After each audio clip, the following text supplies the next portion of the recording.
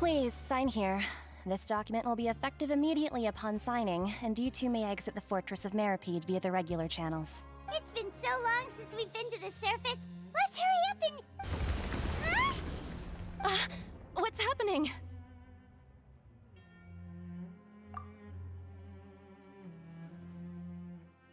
That tremor was just now. Let's go ask the Duke.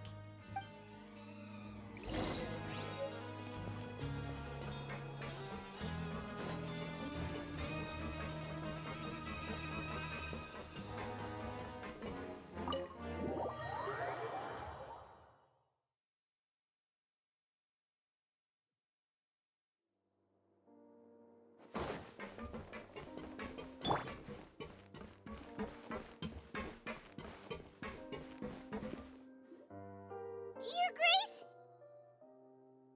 Ah, good to see you two. Yeah, what was with that earthquake just now? Ah, that. The tremor didn't originate from the seafloor. Over the years of serving as the warden here, I've developed a sense for distinguishing between what occurs on the surface and what occurs underwater. So the fortress is... If you recall our last incident, if there really were a problem, there would be crowds of inmates in a panic right now. Huh, you've got a point. By the way... I believe today... Wait, seriously? Ah, yes. Have you completed your release papers? Yep. It's you two. Are you leaving now? That's right. Today is our last day in prison. But now that Paimon says that, it does... Oh, yeah. Then be sure to come back and visit. I'll miss you. If you've signed the release papers, then you're free to go. You're not going to see us off? I knew you'd ask. Well, you actually agreed. Ah, so you do... After being down here for so long, I imagine you must feel like you're lacking companionship. Yeah, don't worry, we'll come back. I hope you won't be here as convicts the next time I see you. We'll do our best to stay out of trouble. Well, it seems our work in the Fortress of Meripede is finished. That's the end of another chapter in our journey. And we should probably go report to him now. You're going to see Monsieur Nervillette? I'm sure just your regards will do, no? I believe it would be the polite thing to do. You're right. I've heard the Palais has been terribly busy these days. Tell him that I hope he hasn't been overwhelmed by the recent string of troubles.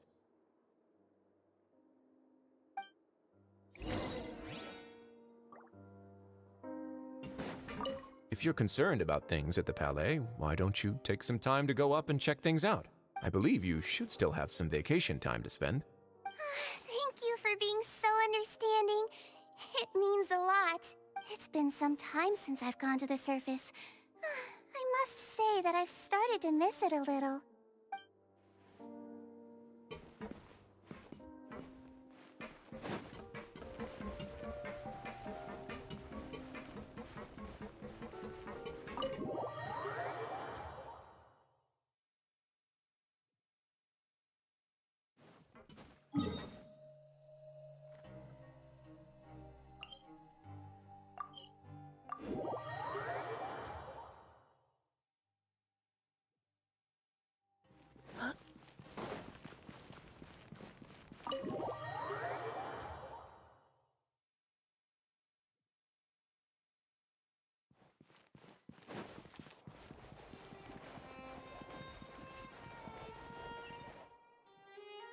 The Palais Mermonia sure is buzzing with activity today.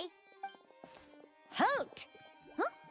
Oh, it's you two. Apologies. Monsieur Nervillette did say you'd be welcome at any time.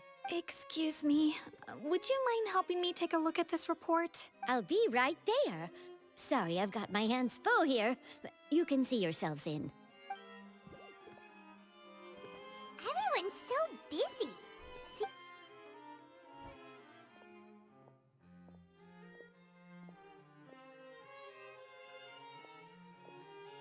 Nervillette! Hello. You've come at the right time, but you'll have to wait for just a moment, as there are some urgent matters I must tend to first. In the meantime, please, have a seat. If you'd like to have something to drink, let the Melusine outside know. That's all right. We just... Very well, then. Let's take a break over there while we wait for him to finish.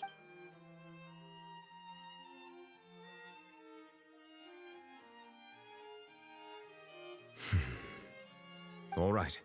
That should wrap things up for now. Are you done with your work? Yes, sorry to keep you waiting.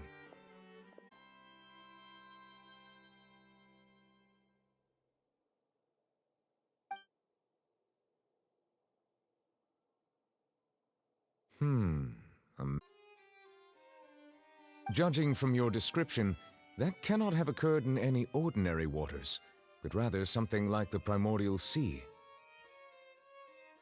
A whale of that size and shape cannot usually be found in the waters of Tevat. Therefore, we can only assume that Child is presently immersed in primordial.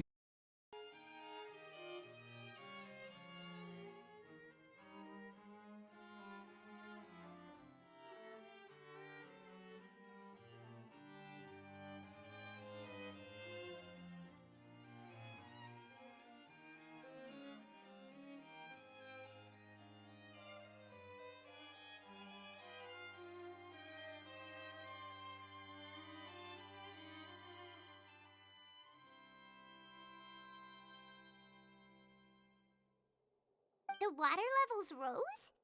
Oh no! What about all the people there?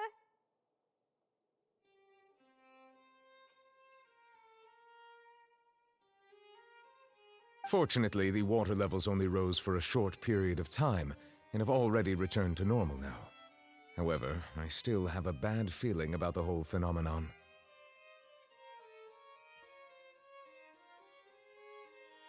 If the change in water levels is connected with the leaking primordial seawater, then the situation in Poisson may be much worse than it appears. Navia should be in Poisson, right? I would also like to go there as soon as possible, but I'm afraid I can't leave just yet. I'll have to ask you two to go to Poisson first. There's no time to lose! Let's get going! Please be careful.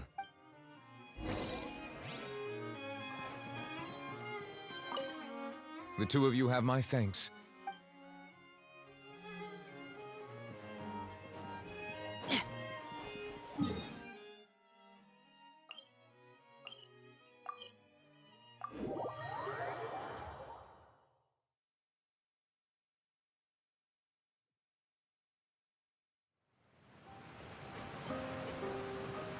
Oh no!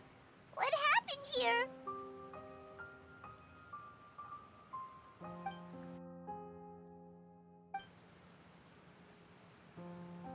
Navia should be around here, right? We need to make sure she's still... Paimon means we need to check on her.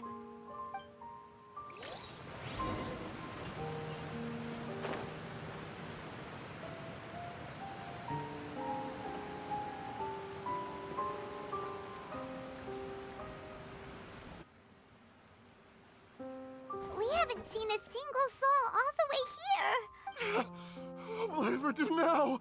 Look, there's someone... Just stay put! We're coming up! Watch your balance!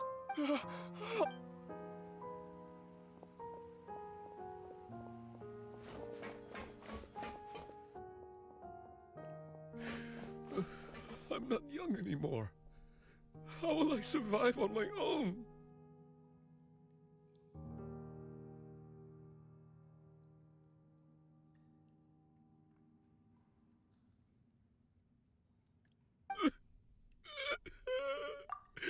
My Desiree! Oh, he looks pretty sad. My leg! My leg! How could this have happened?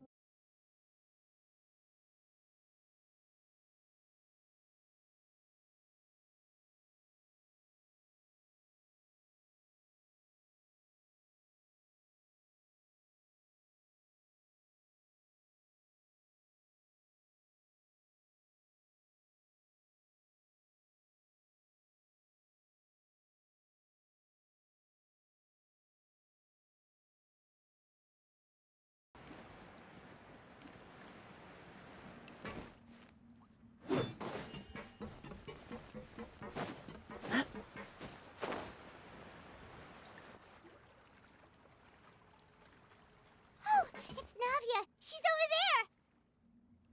Hey, Navia, are you okay?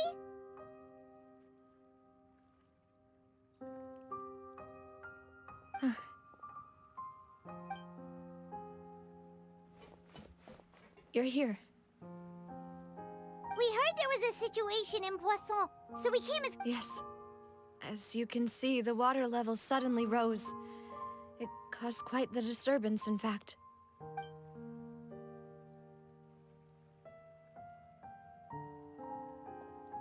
Demoiselle! There was a wounded resident next to a building southeast of here. We've already transported him to safety, but we've run out of medical supplies. He's wounded? He fell, so it's... He jumped down then. Find the leader of Squad 1 and... Understood. All right. I'm sorry. This... Right. Allow me to explain. A little earlier, we suddenly heard the rushing water. Seemed everyone on the street who happened to be close to the water didn't have a chance to escape. As the water levels rose, those who realized what was happening, the Spina di Rosula initiated rescue operations as quickly as possible. But the water that flooded no one knows if this could happen again. All we can do for now is try our best to help evacuate the residents. We still haven't completed the head count, but we'll have some numbers soon. How awful. And all of this just came out of nowhere. It was quite frightening indeed. I only wish that everything that just happened was a bad dream. Is there any way we can help, Navia?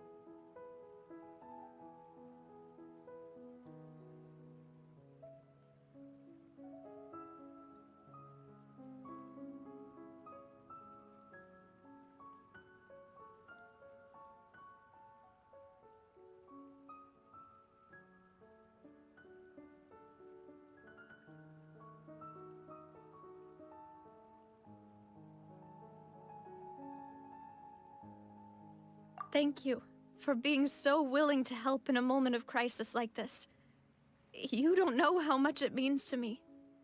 I really can't express how grateful I am.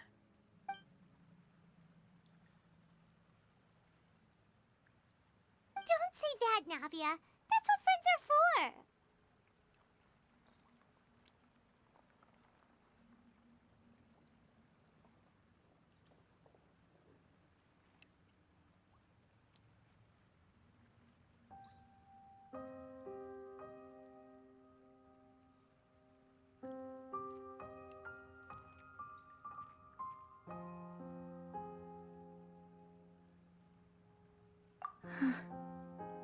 Demoiselle! We've got a situation here! Sorry. I need to go for now. And out she goes.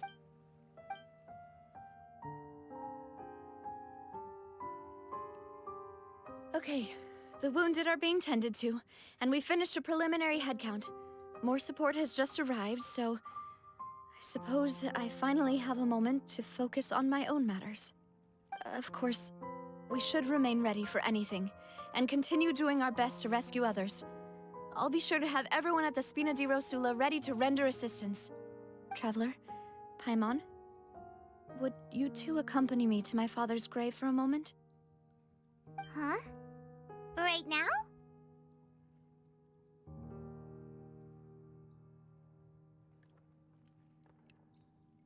Thank you.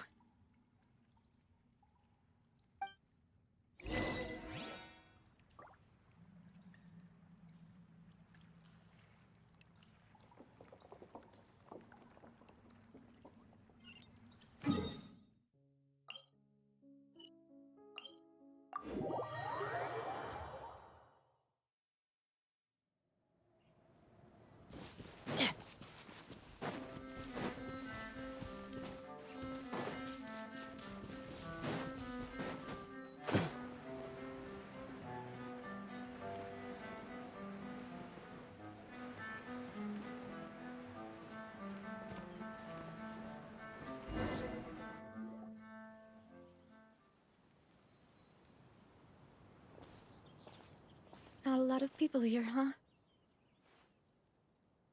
Well, given the time of day and the whole situation in Poisson, Paimon doesn't think there'd be a ton of people here visiting graves. Right. That's how things are now. The living are so exhausted that they've no strength to spare any words for the dead. Navia?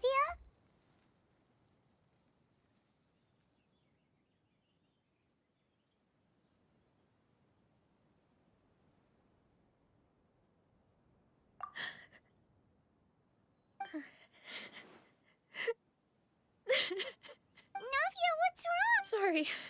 I just... Malus and Silver. They won't... Huh? What happened to them? Everyone agreed on the rescue plan, but still... I was the one who initiated it. They were helping evacuate the residents, but they couldn't leave in time. And they were caught in the seawater.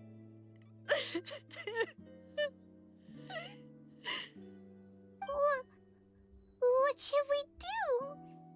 I've known them for so long. And I know they weren't afraid. But I could at least hold a funeral for my father. And I know where he rests.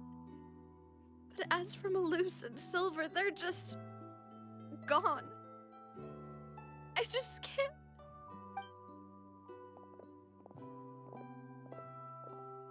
Everything looks so clean after it rains. Even the gravestones. I didn't expect that you'd enjoy a glass of red wine in front of Master Callus's grave. I can understand. Besides, the scenery here isn't half bad. See, it's not just me. I always want to bring something when I visit Papa. Perhaps we might even have a picnic. He wouldn't be angry, would he? How could Master ever be upset with you, demoiselle? Yet the cemetery is the home of those who have passed, is it not? Everyone ends up here sooner or later, no matter who you are. Buying yourself a plot in advance, are you? No need yet. But when I do, I hope you'll let me be buried beside Master Callus, demoiselle. Hey, stop joking around. I'm quite serious. That way, it'll save us both the trip to see each other whenever you visit your father's grave. That makes sense. In that case, could I be buried on his other side?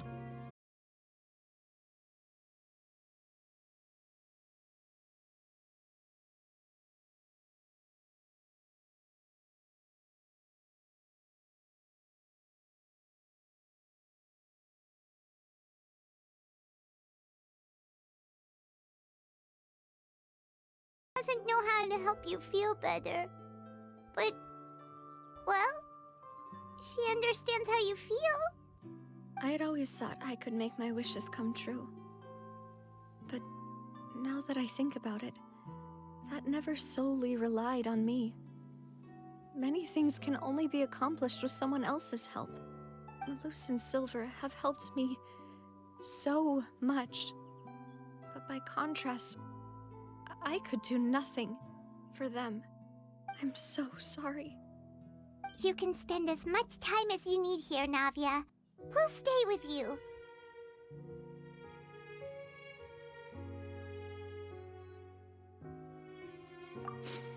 Thank you. Right now, you don't know how much that means. By the way...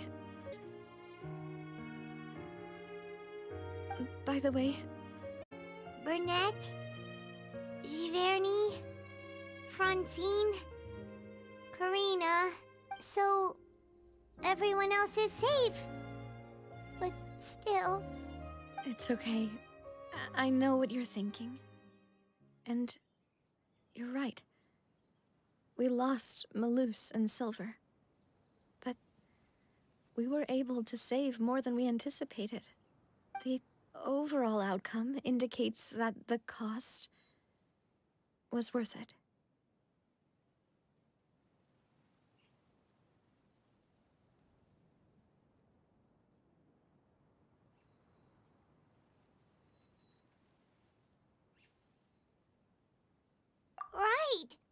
don't think that way, Navia.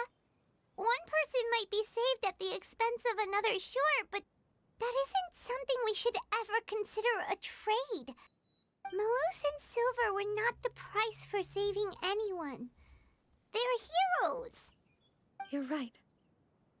Thank you, Paimon. What you said just now was pretty amazing, actually. I'll remember your words. Oh, really? Seems you've become more eloquent in the time since we last met. The knave? What are you doing here? Is everything going well on your side? Yes, my people are carrying out the mission according to your request.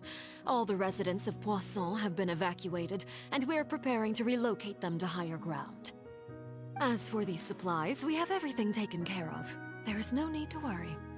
Thank you very much. Wait, do you two know each other? We just met recently. Right, Miss Navia? Usually, I would call this a coincidental encounter. But that doesn't quite fit this time. Besides, it never even crossed my mind that a Fatui Harbinger would come looking for me. Thanks to the Knave, Spina di Rosula received generous support from the Fatui, which allowed us to complete the rescue and evacuation work so quickly. Mutual aid is essential to fostering positive developments. We were already in the area, in any case, so it was nothing. That said, I must say that you're a lot sharper than you let on. I'm sure you understand what I mean. I apologize for all the ways in which I tested you previously. We've never worked with a Fatui before, and it's extremely important for us to know who we're working with. My subordinates have reported that Fatui soldiers have been observing water levels and taking head counts in various locations. I hear that they've also prepared a large amount of emergency supplies. I'm quite surprised. This is nothing to brag about, nor do I intend to. It is simply the way of powerful organizations to act forcefully, whether they are doing good or ill. You've witnessed that firsthand, in any case. As I've told this traveler before, I know of the prophecy, and I intend to prevent the impending disaster. Lending your organization a hand was a natural first step in accomplishing that. As such, do not be troubled by this token of our sincerity. Perhaps one day, you'll also be able to help me in the same way. Without your help, there would have been many more casualties. I won't forget your kindness. Furthermore, I sincerely regret what happened to Malus and Silver. I only wish that my people could have arrived a little earlier to prevent this from happening. Don't say that. You and your subordinates did everything you could. As Paimon said, Malus and Silver didn't choose to sacrifice themselves for any specific person, and they weren't the price paid for other salvation. They chose to become heroes themselves. I've never liked hearing people put it that way. It's like trying to relieve pain by saying some noble-sounding words. But right now, there's nothing more suitable. They really did become heroes. You're right. I'm sorry for your loss, Miss Navia.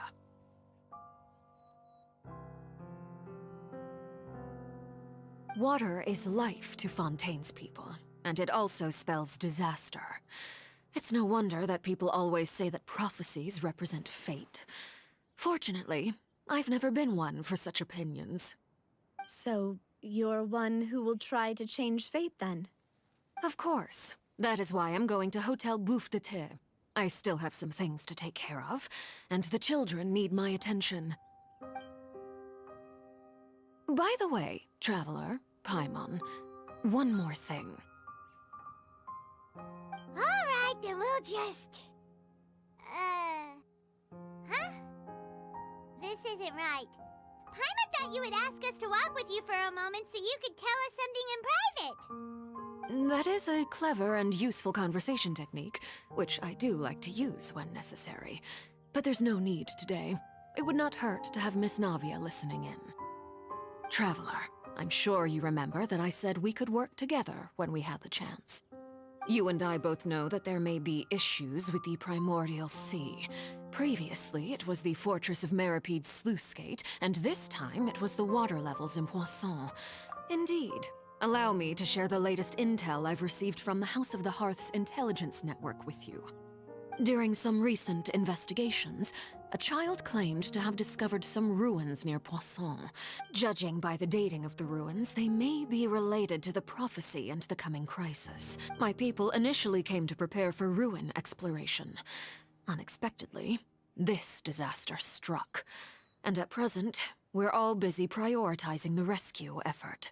So that's why the Fatui were already in Poisson. I wanted to take the children along, but unfortunately, Linny, Lynette, and Fremine have all been dispatched to higher ground to assist affected residents.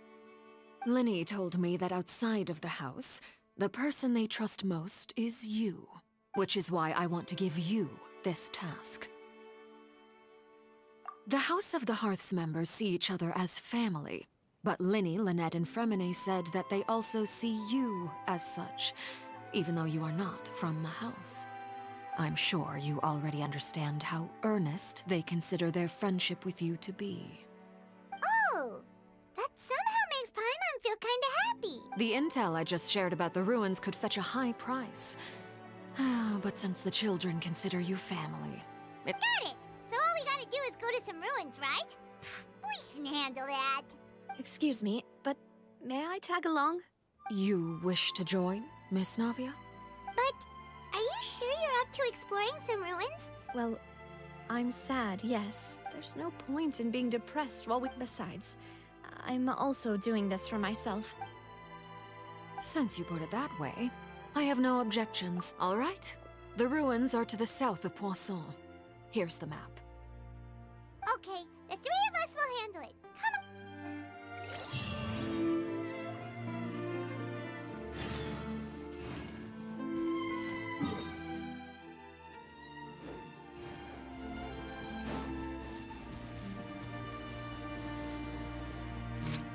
Neutralizing threats. Let's keep going, team. Illusion shattered.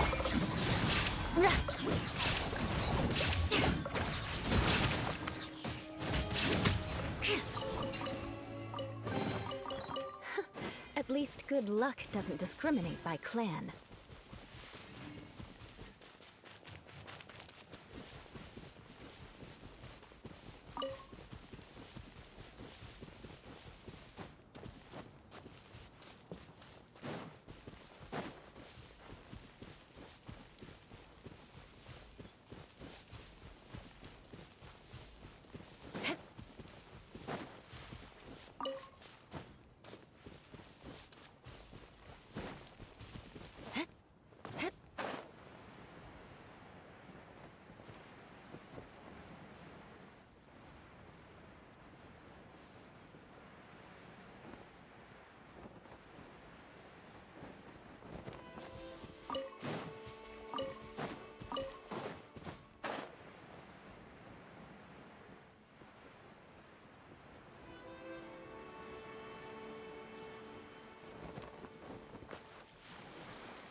So, are these the ruins the knave was talking about? They seem to be pretty ancient, all right. Let's go in and have a look. Just be careful.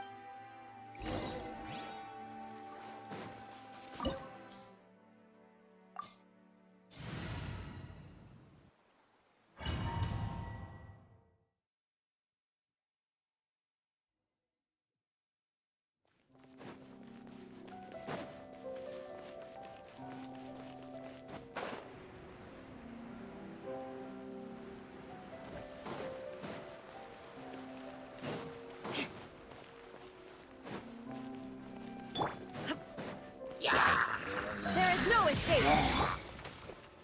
Panic! Flood of frost.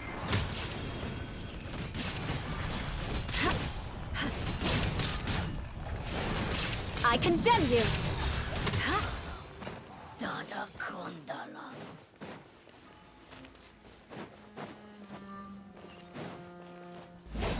More speed.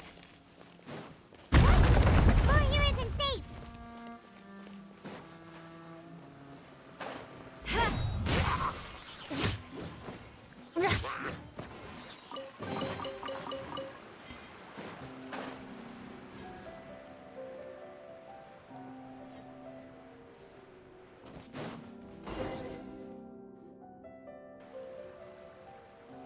this place has also been contaminated by primordial seawater.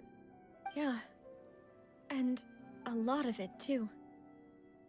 A Fontainian would most likely dissolve the moment they fell in. Right! You can't go down if there's primordial seawater. It's too dangerous and it won't be any help for... don't get Paimon wrong. No, you're right. I can't do any...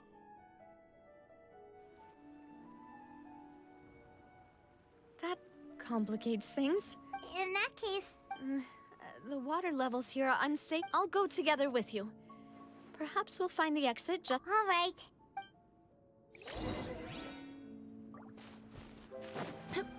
Oh no, it's a dead end! Let's try climbing over from the side.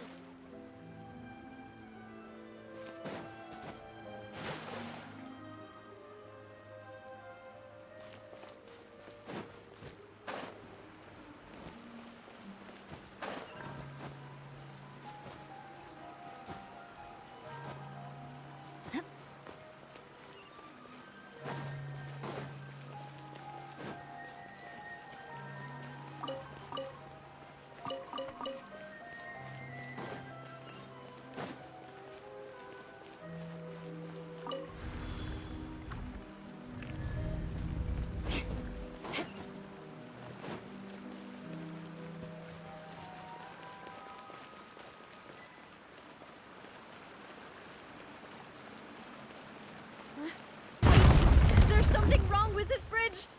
Run for it!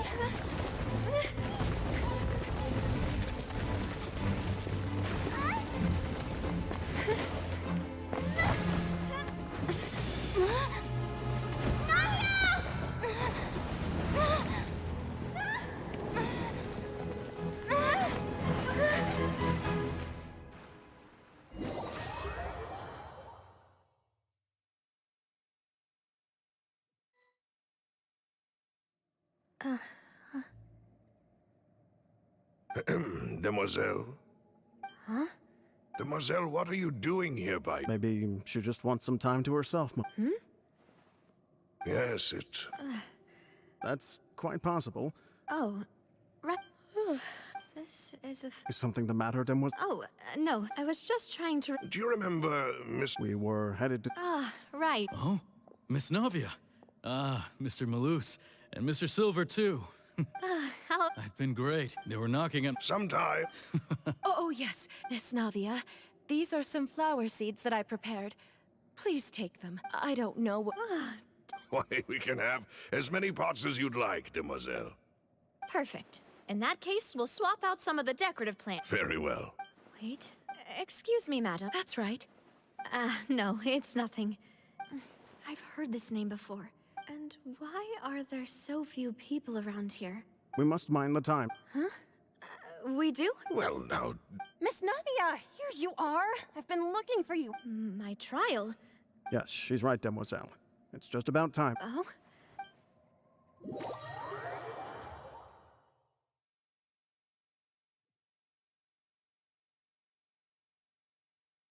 Look, it's Navia! And her two attendants are with her. Goodness, everyone's finally here. There sure are a lot of people here to see the trial. And they all seem to... Karina, Desiree, Joyville, Jolien, Essen. Wires? And as for the judge... huh? Please sit in the defendant. All right. But... Typically... Hey, what kind of place do they think this is? Come on. Do they have any idea what the... Enough with the whispering! My dear Miss Navia, As all here know, you are after you took over the Spina, you treated all of us, not only you, but your butler, your... Wait a... Yes, correct. We are one big family. All therefore, this fair and honorable court shall declare you guilty. Huh? Everything you have... Ah, well, if that's... How wonderful! I know all these people. Why are they laughing? I seem to... Wait just a moment. This isn't right! Malus? What was that, Mr. Malus? Our conclusion is very clear and unanimous. Let the court judge her now. She's guilty! Stay here, Navia! You're one of us! Demoiselle, don't admit guilt. This trial means to... I wish to exercise my right to defend Our Lady. Mistress Ronvi... She was born a free and... Her actions cannot serve. Please do not mistake her. Really? As an individual, you say? Don't forget, we are all Fontainians here. This is the nation, even if Miss Navi... Everything is measured. Now, I speak for everyone. Our opinion is consistent. Navia should stay. And you would call this justice? Have you forgotten how much you all once... Do you mean to... If your justice is flawed, then why... As you said, we can also have our own justice. And that... My head... Demoiselle! Silver, it hurts. I remember now. Everything that seemed Karina, Desiree, Joyville, Jolien, Essen, and Mr. Giverny and Mrs. Burnett, who we met earlier. Even Malus and Silver. I don't want to admit it, but they're all dead. Don't be afraid. And... Absurd! Who are you to say don't let them escape? Mr. Malus and Mr. Silver, must you be so stubborn? How could the two of you possibly hope to stand against the collective? Do not resist. This judgment is fair and just. Navia belongs to us. After all that happened, she should not be left alone in Poisson. What are you saying? No more excuses. She says we're jealous. Jealous? How could she possibly? What's with these people? Who's jealous of her? She belongs to us. Miss... No. Silence! That's... Monsieur Neuvillette! Such commotion, the court will adjourn. Our thanks. Please leave with... But... Go on now, demoiselle. This is... Loose.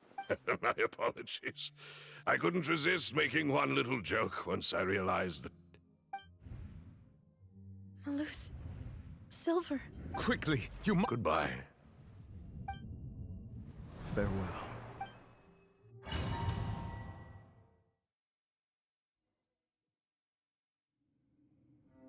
No, wait! Just a second! Navia? You're awake. Good. I must have been dreaming. Malus and Silver were still alive. It looks like you're... Did all the sad feelings cause... The ruins you were exploring suffered a cave-in. You were just about to be dissolved within, but I think I saw two Oceanids protecting you.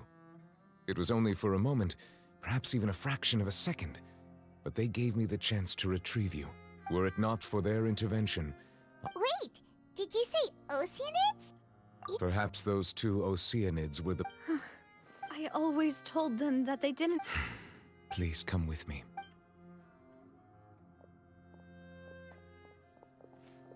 Neuvillette, are you okay? Oh, I am quite all... Why do you look so stiff? Oh, Paimon knows. You're the... I merely thought that we should give Nav... Huh? I suppose... Ah, Sigewinne. I hope all is well with her these days. No way, don't worry. I see. Well, that is good. Oh, and the Duke also says hi. Even... Thank you. I have indeed been busy lately. He still doesn't know what to talk about. So, Neuvillette... this is... Yes, in fact. I had arranged to meet you in Poisson, but when amid my astonishment, I ran into the knave, and we had a... Yeah, we originally planned to meet up with you.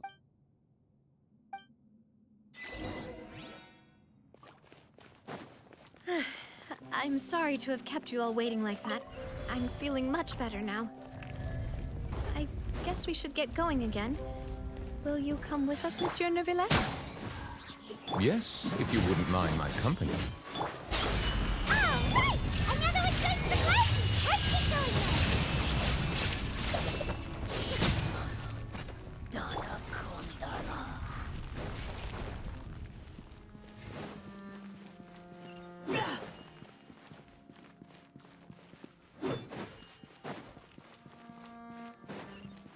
Oh no!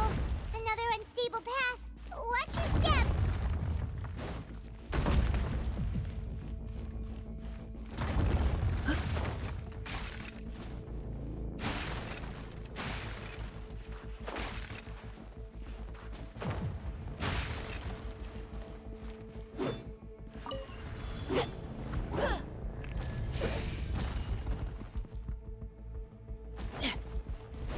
Watch out! There are rocks falling over here!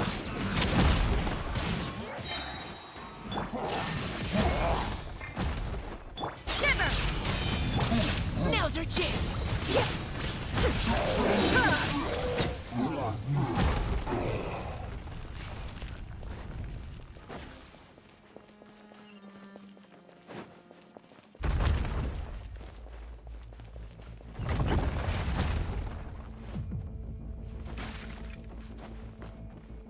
It seems we're almost at the top. Keep it up!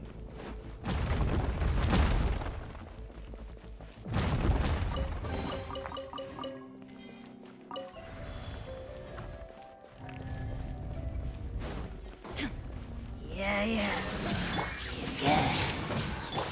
Freeze to the core! Beg for mercy. Rack and ruin! Well met.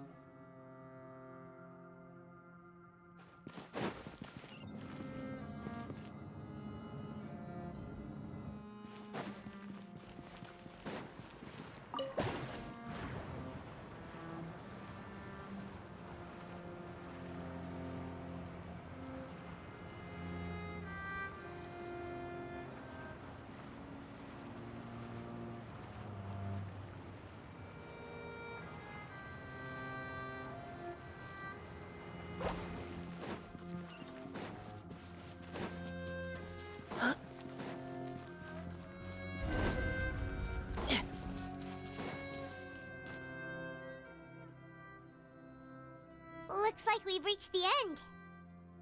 This is the place. There should not be any other hidden spaces in the vicinity. The path sure had some twists and turns, but it turns out that this place isn't actually that big.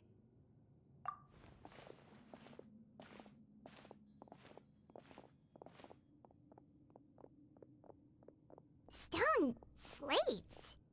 It seems like they were put here as an offering. Could we take them down and have a look? Perhaps we should just leave them be for now.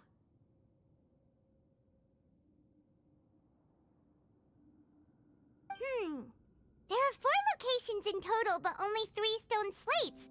The slate that should be in the first empty spot is missing. The surrounding walls also show signs of damage. There's something written below. Let Paimon see.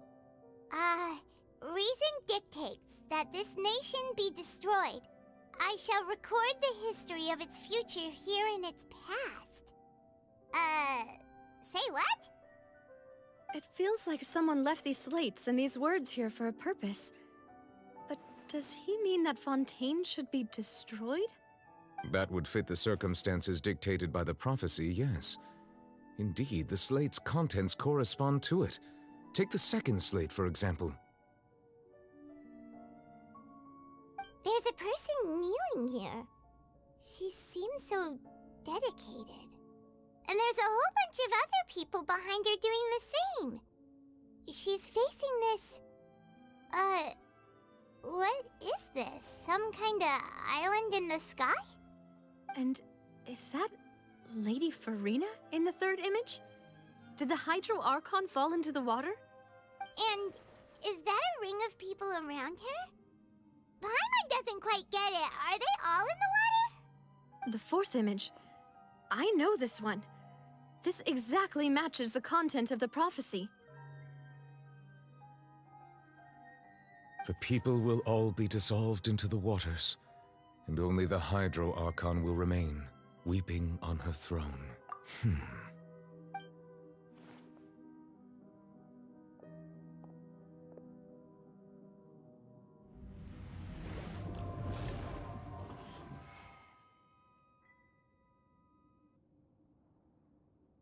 More information should be hidden in these slates, but I fear I cannot easily uncover it. Don't blame yourself, Monsieur Neuvillette. Ooh, Paimon's getting the chills just looking at this. Says that it's the history of the future, right? I really... Still, Paimon feels like...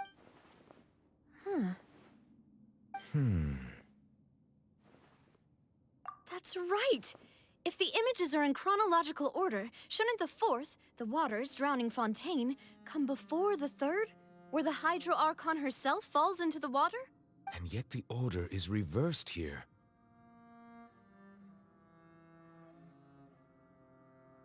If we go by timing, Lady Farina only emerges in the third image. That means that the person in the second image might be the previous Hydro Archon. Egeria, then. I had never met her, but her appearance here does match the records. The previous Archon kneeling before the floating island in the skies, as if confessing a sin. Did she herself commit that sin? And also, I'm still wondering why these... But who would have created... It seems that any further clues will have to come from Farina. In that case, there's no time to lose.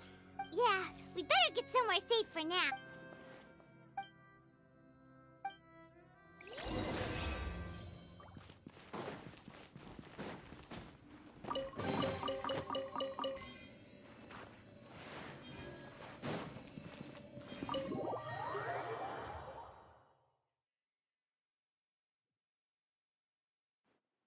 Let's split up here. I'm going to check on what's happening with the speed. You still have... I'll depart as well. Thanks for your hard work, Traveler. I will go. I'm sure that you're concerned about this matter as well. If you have time, drop by my office. Are you really gonna... She has long... Alright. I will be... Traveler, Paimon, our safe house at the Fleuve Cendre is always open to you, as ever. So please don't think you're an imposition. All right.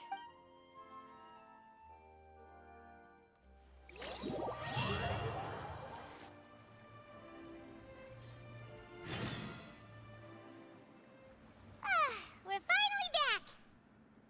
Welcome back. We've got a special menu prepared for you two tonight. Yay! And there's good... Paimon's already starting... Oh, that voice. Is that who I think it is? Huh? It's you two. What are you doing in Fontaine?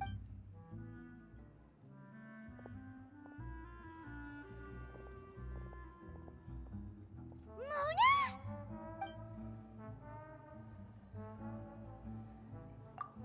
Seriously, nobody just uses a scry glass whenever they've got time to just see who they'll meet on the road. Still, we didn't expect to see you here. Well, I have some business to attend to here, so I booked a hotel in the city. I was just out for a stroll when I bumped into you.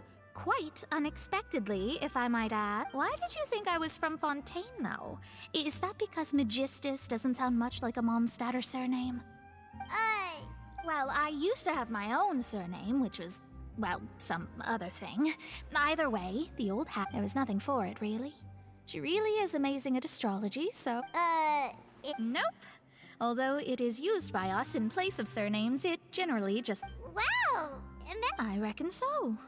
In any case, I'd give my disciple a name like this as well, if I were to take Astromancer Barbeloth Trismegistus. Whoa, that's a... My name means Mona the Great Astrologist. Thrice as great? I know, right? Talk about excessive. Megistus is thus the calling card of our school, so to speak, which... That sounds terrible! Ugh. But anyway, you're not Fontainian, are you, Mona? You're... Well, I was born in Mondstadt, yes. My parents migrated to Dornman Port, and I traveled... Oh, that's a good thing then. Speaking of that, there's something ominous about it. Well, the water, I mean. That was the main reason, yes. Just a while. The invitation was sent quite early on. What do you make of that prophecy, Mona? What I can tell you is that I'm an astrologist. I'm afraid that this is not something that just anyone can do. If I could do it, you would no longer. But on the flip side, the prophecy is so huge and powerful that it must surely come from a visionary? Of course. The old hag could do it, and I'd bet there... All right. Thanks, Mona. Oh, well, this is something only I can do after all. That's the greatest of astrologists for you! Indeed, indeed. Oh, sorry. I came to see what all the commotion was about. Oh, whoops. Guess we were getting a little too carried away there. Well, I'll go tend to my own business now. If I... And there she goes, quick as rushing water. And here we are with the speak. If Paimon hadn't spoken for you, it'd be you. That's smarter.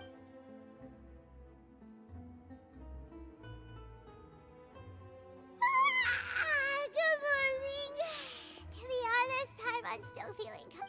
But it's time to get up, traveler.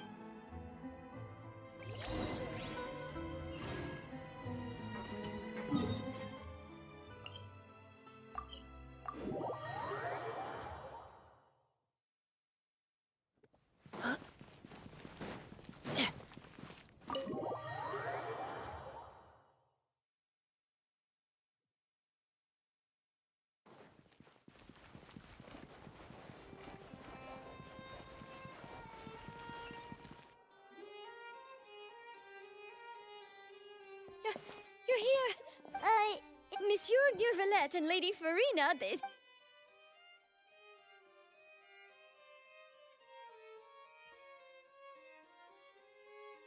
Like I said, I've already explained everything! And yet the problem has not been properly solved. There is little space for excuses between us. It is not my intention to offend you, but please, tell me where you stand. You are the Hydro Archon Focalor, are you not? Look at this. This is a list of the victims from the recent Poisson incident.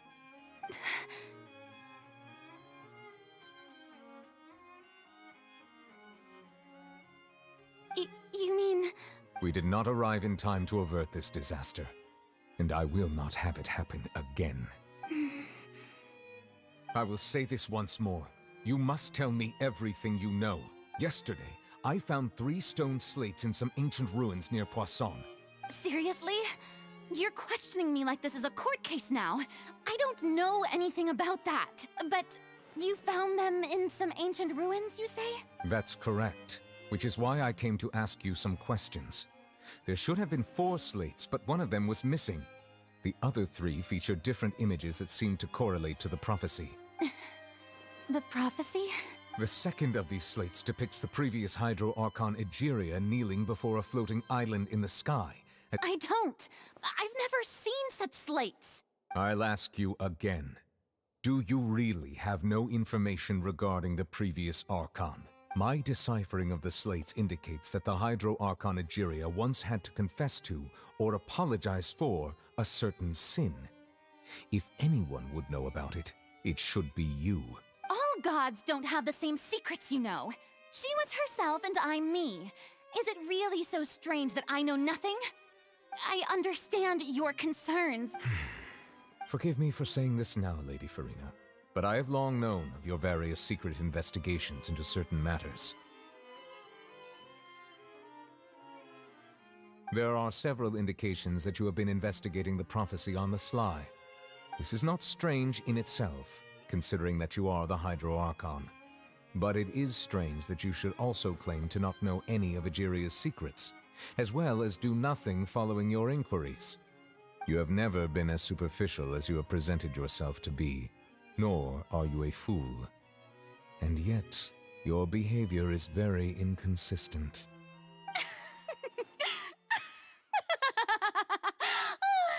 So you've been watching me all this time, have you? I didn't think you were that type. You... Well, since you know about my secret investigations, then you should know I'm actually working to take care of it. There's no point questioning or suspecting me. You're the Eudix, but you're still my subordinate. You should be following my lead. Just trust in me, your Archon, and do as I say. Never mind whether you can truly convince yourself to or not. It'll all turn out fine.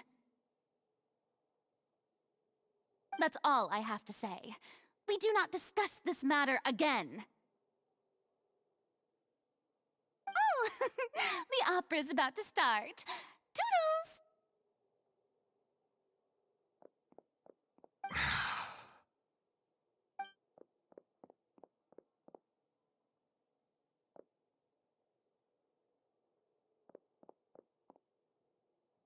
Did Farina not notice us standing by the door? Wonder what's up with her. I assume you've been outside for— Oh! You noticed! She was in a great panic, though I cannot discern the reason. Our discussion reached impasses time and again, a state of affairs that we cannot— Still, I do not understand. Dialogue. Everyone in her inner circle has noticed that she is hiding some secret. We may have to create a situation in which she will have— Oh? Normally, people will only reveal the truth when standing trial. Perhaps we must have the Hydro Archon experience just such a scenario. But Farina's seen so many trials, and she's really good at dodging questions. How do we make sure that she won't just slip away at the first chance she gets? We will need to consider this thoroughly, join forces with various parties, and then do what we can.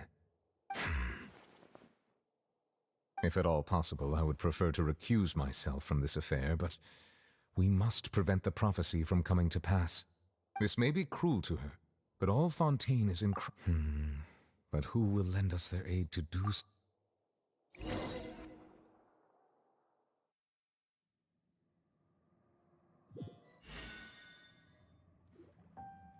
Well, that's it. Speaking of which, it was pretty smart of you to think of hiding here. Poisson was just involved in a disaster, so it's— And here you are drinking tea like it's the most— That's what family should do. It's nice to enjoy tea here, you know? Care for a cup? Lend me your ears, everyone. Or perhaps one of you might like to start us off. How about you, friend? Me? No, I don't think I can. Then, how about you, good sir? I fear that I will cause the mood on this boat to become as somber as it is in court. Well then, I guess we're lucky we've got a local like me to organize things. Wonderful, the spotlight at last. I guess I'll be facilitating things from here. That was a little long-winded, don't you think? Oh, you might be right. Anyway, to cut to the chase, our friend here, the Traveler, has brought us together to discuss something. As for what that is, well, let's start by saying that we'll be pooling our efforts together to create a series of traps. Oh, how intriguing. Well, it's just an expression, really. One that I just learned from Chlorand, and used on the spot. So, let's invite her to explain in detail. A round of applause, please.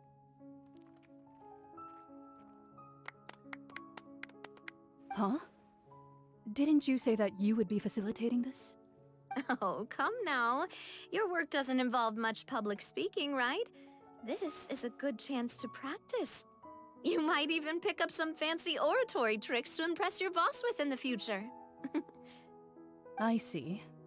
And what does my boss say? He is glad that you consider him your boss. Do go on.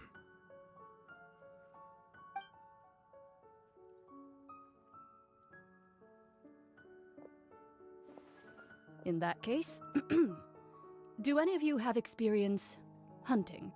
Not that I recall. Fremine and I once used a wooden stick in a basket to catch wild rabbits when we were... I've also gone... I'm afraid not. You may or may not have heard, but Fontaine once played host to a group known as the Marechaussee Hunters. Though that was their name, they did not hunt animals, but rather various monsters left behind by the ancient dynasty of King Remus. Today, Fontaine's monster population has already thinned greatly, so the hunters have blended back into society, taking up arms in other lines of work. They even left a unique methodology of hunting in their wake. A trap comprises of the following components: bait, a trigger, and a containment device. Sometimes a lethal implement will also be necessary to deal with the prey. So, if we were to build a trap together, right now, what would you choose to build it with? For me, I would prefer something basket-shaped. Pigeons and rabbits will see the bait and naturally enter the snare. Our line of work requires a deft hand, and we're some of the best in the industry, so you can count on our techniques. You used some of those techniques while moving the people of Poisson, didn't you? My subordinates mentioned that you even performed some magic for the bawling children. Yes, and I even managed to gather some intelligence in the meantime. I'm quite the multitasker if I do say so myself. I'm afraid I can't claim that as my strong suit. I prefer more stable methods, like placing bait in the water and waiting for the fish to come within reach. That's the kind of method I would count on. Calm and steady. Exactly the kind of person who would catch loads of fish. And I can be their assistant. With discretion, I'm sure. I'd probably use some sort of mechanical animal. Papa once bought me some small clockwork squirrels, mice, and such. When placed in the forest, they can attract others of their kind. I remember that you liked those too, didn't you? I did. And that would be a good way to go about it. If they're realistic enough, animals of the same kind will follow them all the way to the trap. What about you, Monsieur Neuvillette? I fear I do not have any related experience. That makes sense. You usually solve problems directly, without the use of any such tricks. But I do have one more question for you, Monsieur. If we were to create a trap now, how would you design it? I would like for it to be effective, but bring no harm to the prey. A more gentle trap would be ideal. Kind, as always. However, our intention doesn't necessarily change the containment device and the type of implement we need. If we wanted to kill the prey in one strike, we would need a powerful implement. However, that also goes for prey that must be captured and safely contained. Wait, why's that? Only a hunter who's a true expert at subduing their prey can snare it without harming it. The line that divides life and death is often exceedingly thin. So are we going hunting together? We hadn't thought of seeing ourselves as hunters. It kinda works, but maybe it's still not the best metaphor. If our means of capturing and dealing with our prey is to put them on trial, then the hunting metaphor is actually quite accurate. But we shall require much more courage than any hunter to judge a god, a being whose seat is an exalted throne.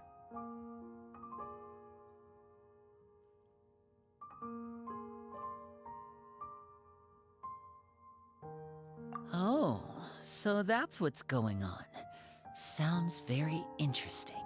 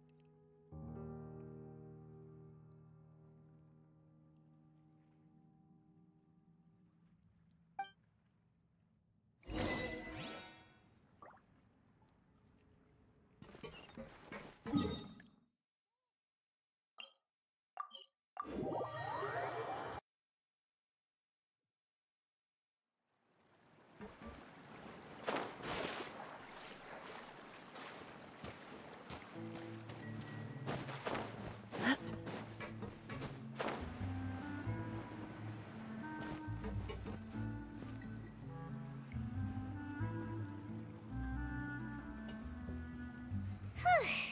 It's been a tough few days, hasn't it? So much has been happening. Paimon didn't think the meetings would go on for so long, but everyone seemed pretty fired up, huh? Paimon thought they'd be at least a little frightened. Well, Fremine was, now that Paimon thinks about it, but everyone else just looked a little surprised.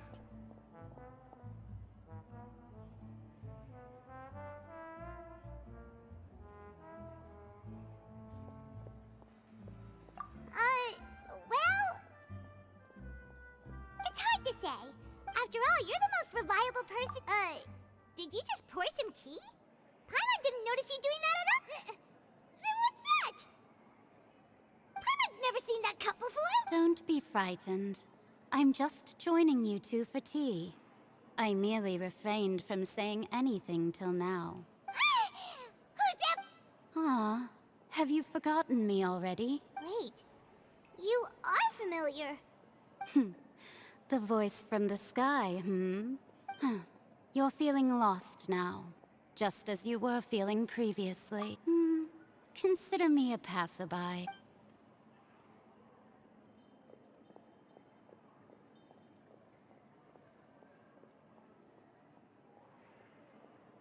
The prophecy.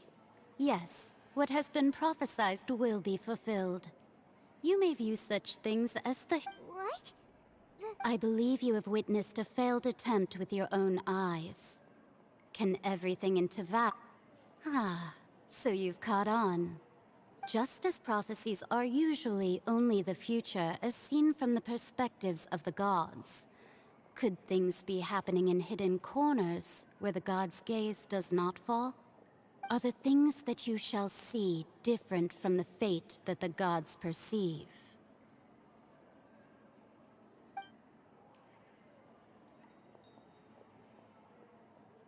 What is she talking about? It all sounds really impressive and important and stuff, but it also sounds kind of scary.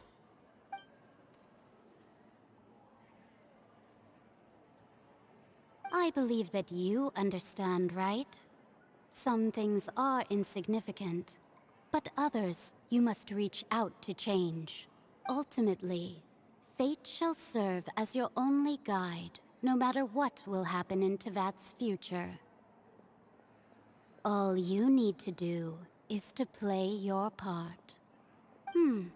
This was good tea, by the way. Thank you for your hospitality. Well, that'll be all for today. The voice. It's gone.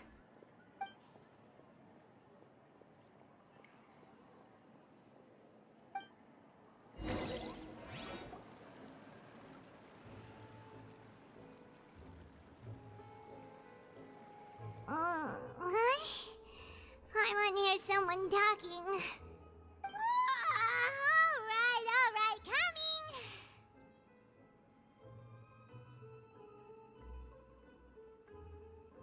Hey, it's you who... Well, I see I've walked in on some lively banter. Mona! Fine, just not all Fontaine. Did you... Why, yes, it was Charlotte. I'm in full support of her view. Prophecies are very important, but how can people allow their lives to be commandeered by just a few words? That's right! Paimon's glad to hear something sensible for once. Ah, yes. About what we had discussed before. I did try, but I'm afraid I couldn't reach the old hag. I'll try again tonight, but I wouldn't get your hopes up. Huh? Goodness gracious. Are you serious? She said that even the god's gaze has blind spots. Pretty bold if you ask Paimon. Most people would believe the gods to be all-knowing, right? The Hexen Circle members are certainly anything but ordinary. As for the mage named N, the old hag has mentioned her a few times. She said that N's sense of direction is incredible, and that she loves guiding those who are lost. But I've never met her, and if she were still alive, she'd be... Well, suffice it to say that the hag's at least a few hundred now, and N's been around for longer than that. Whoa. The Hexen Circle sounds... Their abilities alone are pretty terrifying. Well, it's not like Paimon could understand. Yes, she was quite cryptic, but perhaps it is something that you cannot... Traveler, Paimon? Oh, we're... I see. I feel that same sense of desperation, too. I guess you could consider me someone who has often witnessed fate. So far as I have seen, it cannot be swayed. But even so, I still hope for, and believe in, miracles. Astrology is eternal and rational, but fate may not be. It is cruel, but it can also be beautiful. Perhaps that's what En was trying to tell you. Not to lose heart, and to believe that what you are seeing playing out before you is not yet set in stone. I did originally think of steering clear of all this, but I couldn't. Even if this is all futile, I still wish to help everyone. If we don't struggle to the last, then how can we face the end when it comes? Huh. You do have a point. There I go, talking about astrological principles again. Sorry about that. It was worth trying to comfort you, even if only a little. I believe that you'll help those who are struggling in the same way I did. I suppose that might be why we always seem to meet by coincidence. Paimon feels kinda moved by what Mona said. But also kinda sad, too. Hey, Traveler. Paimon suddenly feels like going outside for a walk. Let's go. Let's walk around the city, shall we? There's a few spots we always like to walk by.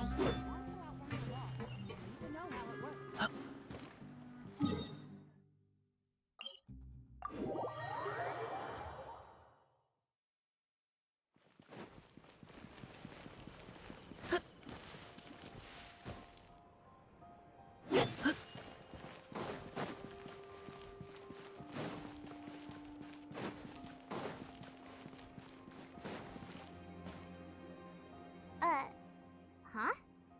Our names are written in this... Let Paimon see! The Underwater Stronghold, my recent attempts thus did an app... So while the Fortress journalist Charlotte... Huh. Charlotte took so... She hasn't been able to get a hold of any... Ugh, seriously?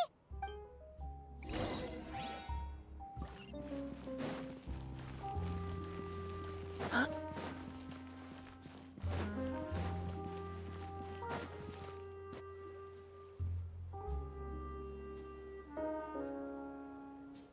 We're here! Paimon's hungry. Should we go in and get something to eat?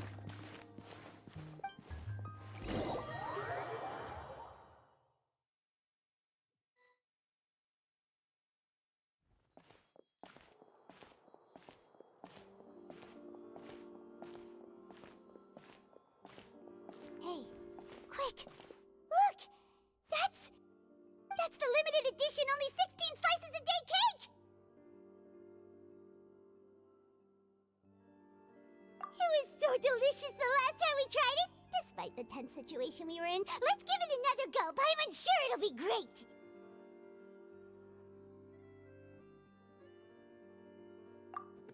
One slice of cake, please. Someone showed up after all! Oh, wait, you're the one from the Palais Mermonia. Oh, are you here to buy cake too? It seems Monsieur Nervalette was right. You really can eat. Wait, did he really say something like that? That's right. Even he has his own preferences when it comes to food. As for me, I love the cake and coffee here. Do you come here often? Usually every day. Every day? It's part of my daily schedule, apart from work. I shall have my... Then what if someone told you one day that this place would be closing soon? But why would it... Well... Oh, the prof? No. It's the same for eating in general. You might not be able to eat tomorrow, but if you can do so today, then you should carry on. That's what people call living, you know. Huh. Don't be sad. Excuse me, could I have 2 more slices of cake to go? These 2 slices are for you. Sijuin said that this kind of expression you're making is what humans call being sad. Oh, Oh, you know Siegwing? I sure do. She was born before me, and she sometimes comes to the surface to teach us things about humans. She said that humans are creatures that are saddened easily, yes, and you can only lift their spirits by feeding them delicious food. So please try the cakes here. I've got something else to do, so I'll be going now. You two try to stay in a good mood after eating, all right? Bye.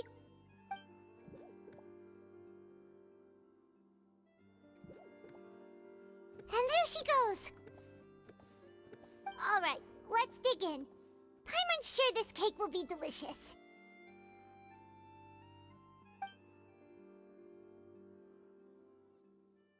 It's more delicious than last time, and the flavor gets even better with a sip of tea.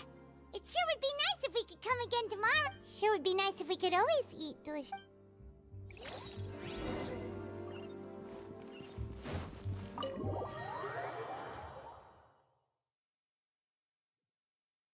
Oh, we're near the Steambird office. Let's go look for Charlotte and have a chat.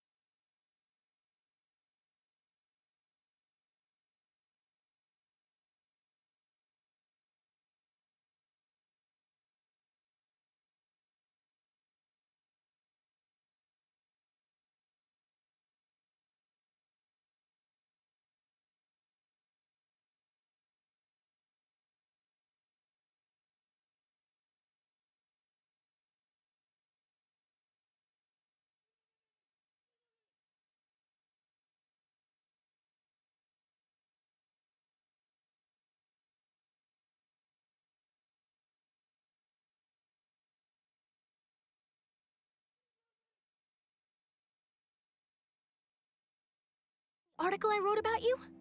Ha! You've got some nerve! You just used us to make some quick mora!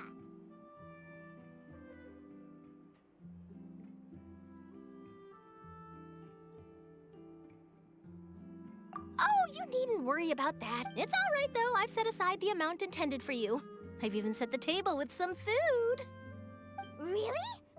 Oh, you're the best! You're almost a little too easy to win over, Paimon. If I were a journalist with ulterior motives... Oh, Paimon knows you're not like that. Still, what brings you here all of a sudden? Were you looking for me? When Mona mentioned you, we thought of coming to see you at work. I see. It seems you've already bumped into Mona here in Fontaine. So she mentioned me? She said that you're a real Nice. In which case, can this daredevil journalist dare to request an exclusive interview with the legendary traveler and Paimon? Huh? So your article in the paper today doesn't count? Oh, of course it doesn't. That was more like live photography. What I'd like to do is dive deeper and ask you to talk about the things you've seen and experienced.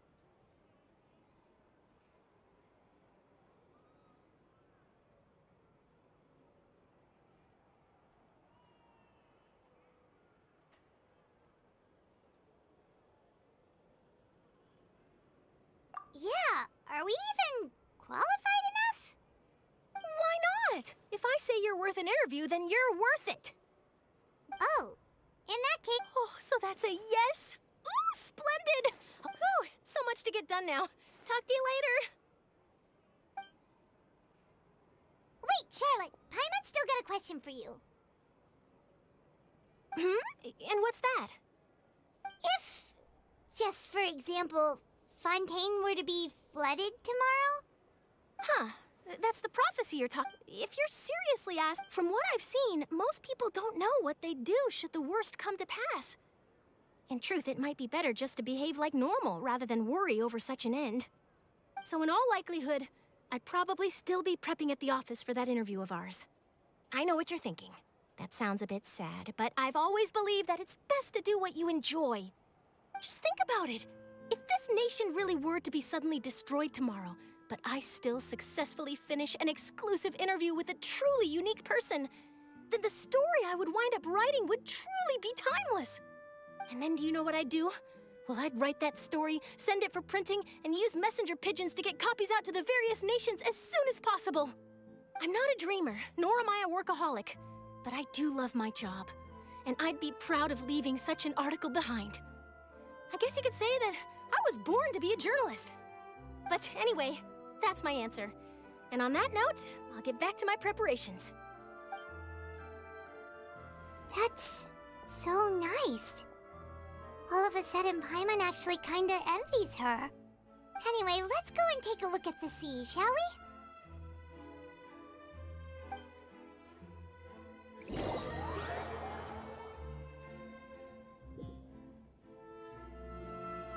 The sea breeze and scenery can be a pretty soothing combo, huh? Paimon's been thinking.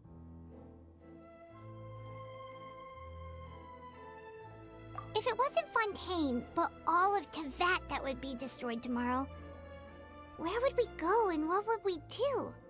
No, Paimon should ask, if you could choose, what would you like to do?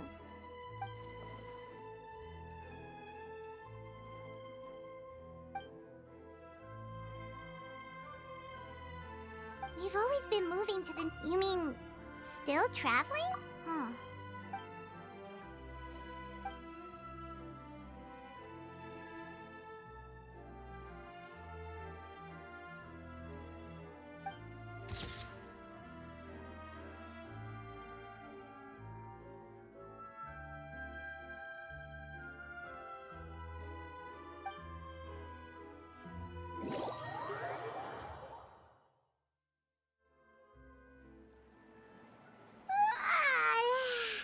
Feels like you'll grow mold if you stay here long enough.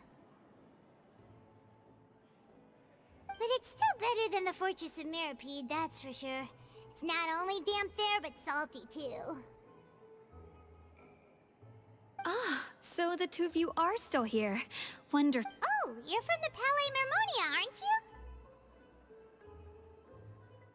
you? Yes, I'm Isadora. Monsieur Nervillat sent me to look for you two before. I heard that afterward you went to the Fortress of Meropide.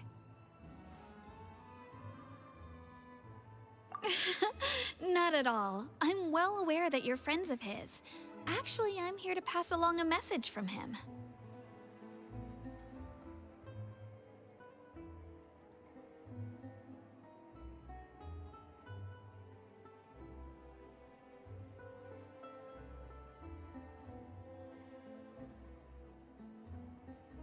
Yes, inside the Opera House.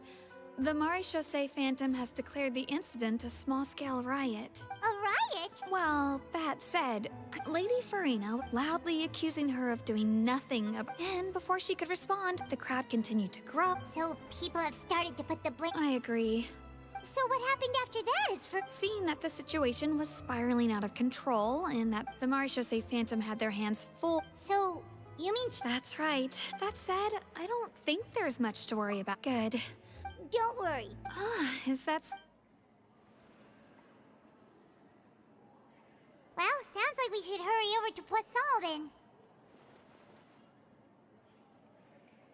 If we know Farina, she won't try to fix things in this situation. Instead, she'll look for a place to wait out the... And as we... When Nervalet was... It would be hard... Paimon thinks for... Huh! Well, what do you think? Paimon knows the answer, of course, but Paimon can do the analysis. In that case, there's...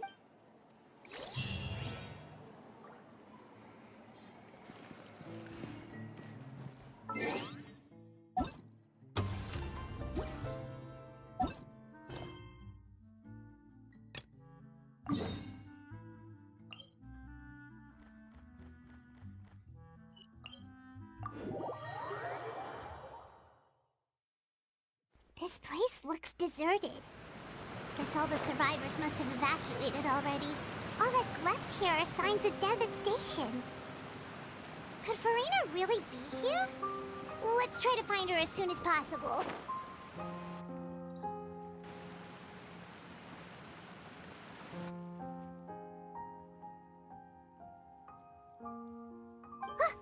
That's Farina, right over there. She really is here all on her own. Should I just give up? This is all meaningless.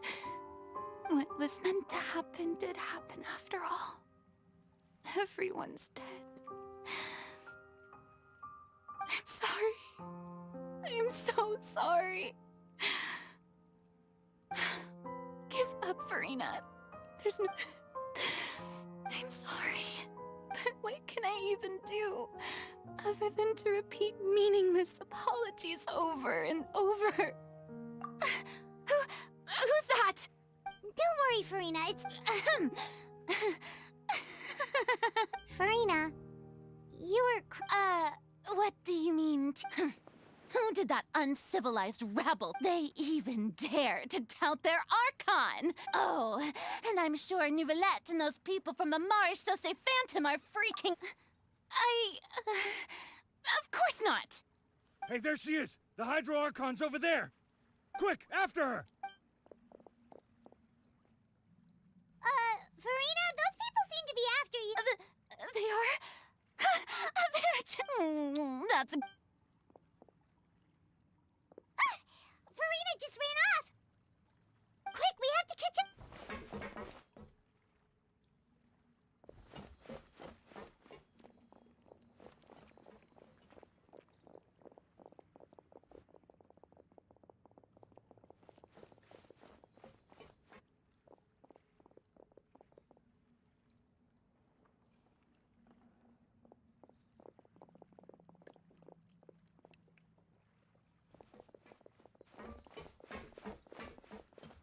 This should be the place, right? Hey, Farina! There's a good hiding spot over here.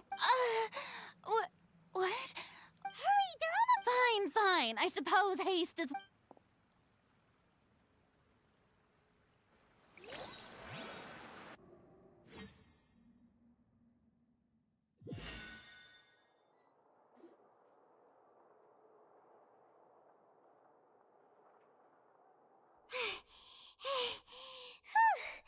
Paimon's exhausted.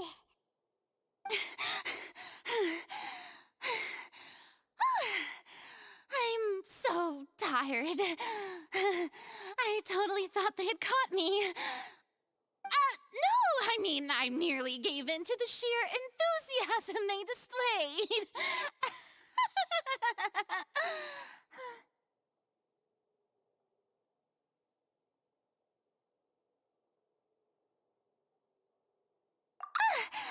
You're right. Yep, that's a good girl. What's happening? Yeah, a quake of this kind preceded the flooding in Poisson, didn't it? It can't be. It's happening again. Well, there's no need to worry too much about that. Novelette's made some emergency plans, so the evacuation should go a lot smoother this time. Yeah, I hope you're right. But the people of Poisson, they've already...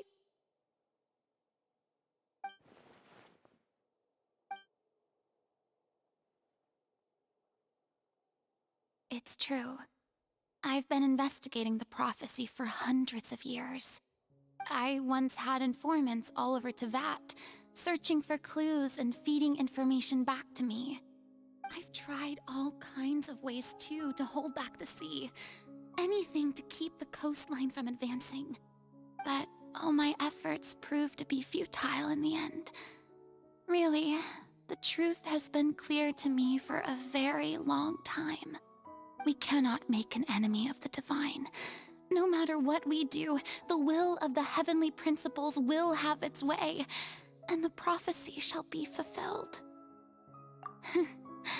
Give up. Indeed. I've thought about giving up so many times. Fate is really unreasonable, isn't it? But just now, it all became clear to me. As long as the final moment hasn't come, it's still not too late. Don't worry. I will keep hope alive for everyone until the very end. Well, that's enough for now. I don't take any of what I just said Come on! Paimon...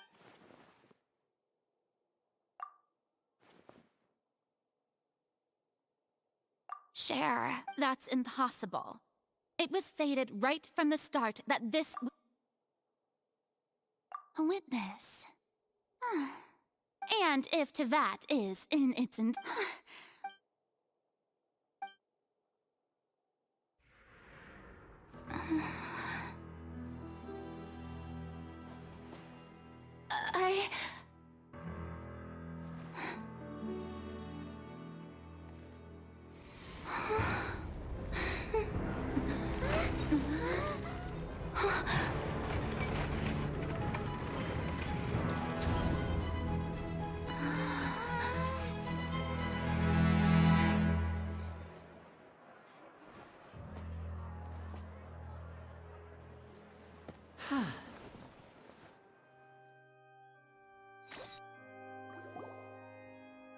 Ladies and gentlemen, this concludes my opening performance.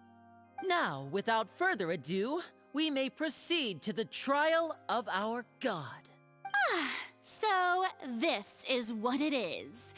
Yes, you deserve praise for the effort you took to raise the dramatic stakes. Do not forget, however, that I am Focalor, the god of justice, the embodiment of justice itself.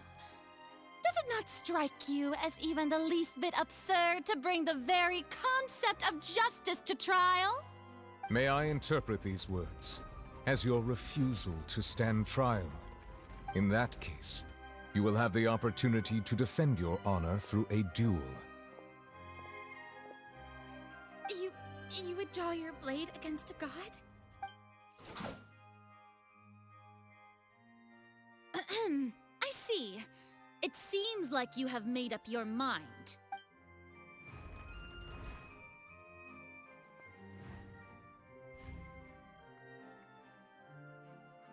Paimon can't believe it. What the heck is going on? Wow, how odd. Lady Farina, what is... Shh! It would seem that there has been a misunderstanding. Looking for excuses? I raised my hands just now to indicate my acceptance of the trial. I will admit, I'm sorry, everyone. You are not the only ones to be disappointed in me.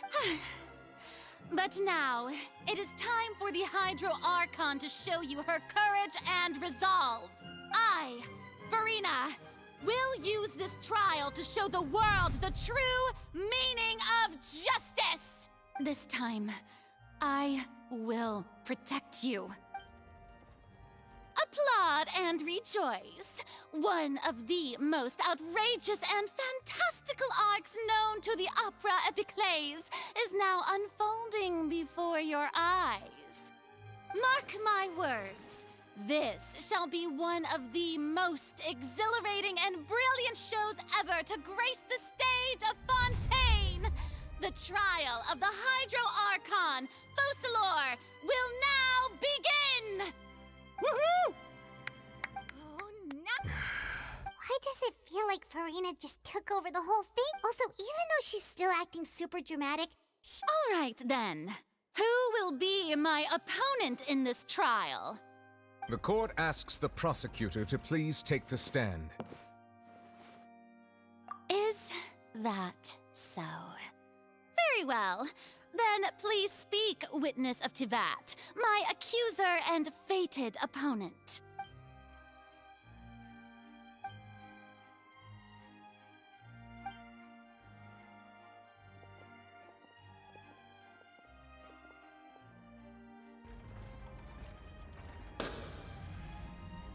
Also, please allow me to ask, as a final question before the trial begins. Just how much work did you do to force me onto this stage? well, we did do a lot of prep after the meeting that day. I can go over the tasks assigned to the Spina di Rosula, since they were rather straightforward and easy. Navia, the president of— Most of the people who participated in the disturbance this morning were my subordinates. They changed into plain clothes and came to the Opera House as regular audience members, waiting for the perfect opportunity to incite insurrection against you. The people's resentment against their Archon has been building as more and more of the prophecy is fulfilled. A spark was all we needed to turn smoldering anger into a flame. Moreover, according to our understanding and analysis of you, when something like that occurred, you would likely flee the scene and head to Poisson by yourself. So, we arranged for a second group to lie in wait there.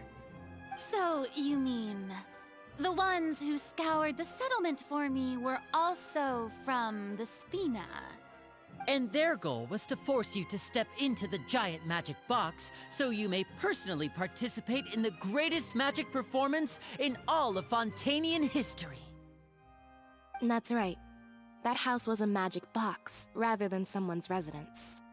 As the super ultimate version of the setup that I used when I first performed at the Opera Epiclese, the volume of the box was increased by a whole order of magnitude, and the distance it traversed was the entire gap between Poisson and Areneas. Its cargo, of course, was an Archon instead of a human.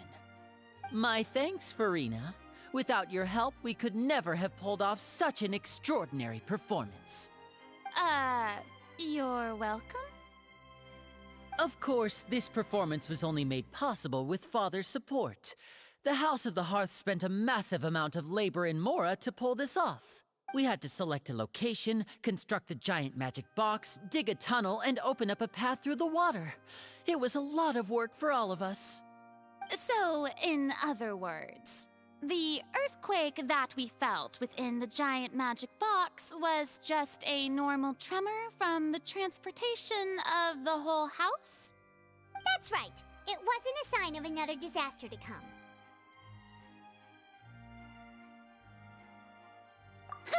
Then, I can guess Nervilette and Cloran's parts. You gathered a crowd, prepared a stage, and made sure that the champion duelist would be immediately ready for a fight. Also that as soon as I appeared on the stage, the trial may commence without a hitch. Am I right? Yes, that is correct. Well, Clorand, I must commend you for your courage. Only the most outstanding champion duelist in all of Fontaine would accept a duel with an Archon without flinching. Thank you. As for you, Traveler, I suppose your role was to keep me distracted with conversation once you found me in Poisson. You'd make sure that I didn't notice anything amiss before revealing yourself as my prosecutor once we'd arrived onto the stage.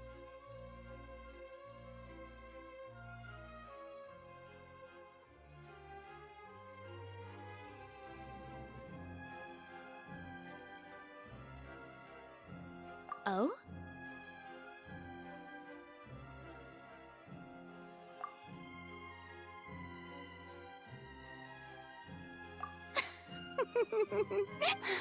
It's fine. The stage is already set, so there's no reason to disappoint the audience. Let's see this trial through to the very end.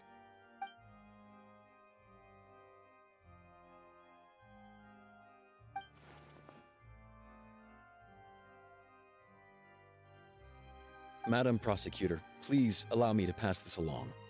This is a document that Miss Charlotte applied for and received permission to share with you during the trial. According to her, it should speed up the proceedings. Huh? Charlotte wanted to give us something? Oh, so she's here too! Hey, Charlotte! Oh, let Paimon see. So in other words, we can refer to this. Let's quickly confirm the information in it. Just think of it as a refresher, alright? You defeated the Hydro Archon in the very first duels you took part in at the Opera House. That's one for the history. I didn't think that you'd wind up getting to the... This is the first time Monsieur Nervillette had a difference of opinion with the oratories. The words of someone as extraordinary as a witch can I nearly lost my awesome friend Navia. According to Monsieur Nervillette, the fortress of Meripede was all a Fatui harbinger. The prosecution and the defense are both in position. The trial shall now begin. Oh, come on, Nervillette. There's no need to repeat all the unimportant legalese. Just fast forward to the part where the prosecution lays out my offenses.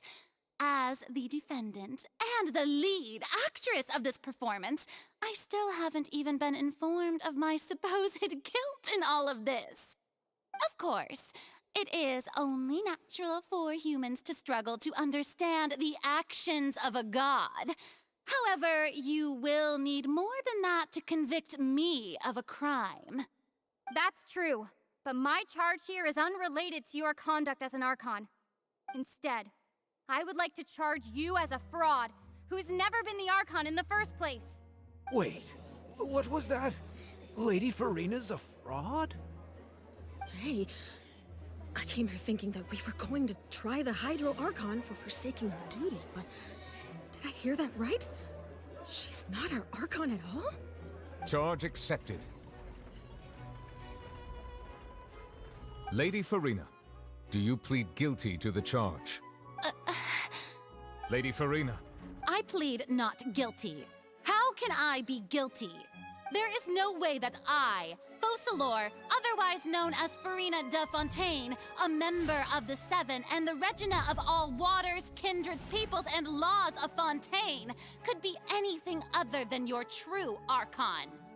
Yeah, even though Lady Farina can be rather eccentric, isn't it going too far to doubt her very identity?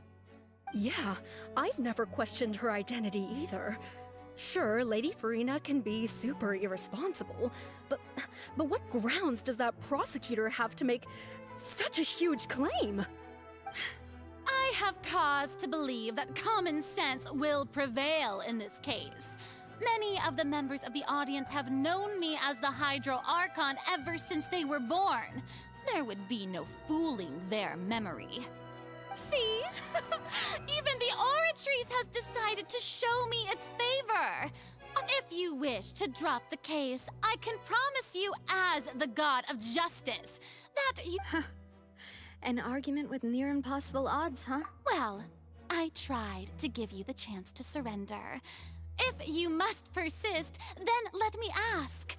If you believe I'm not the Archon, then what manner of being do you think I am? And if I was not the Archon, then how did I manage to live for over 500 years?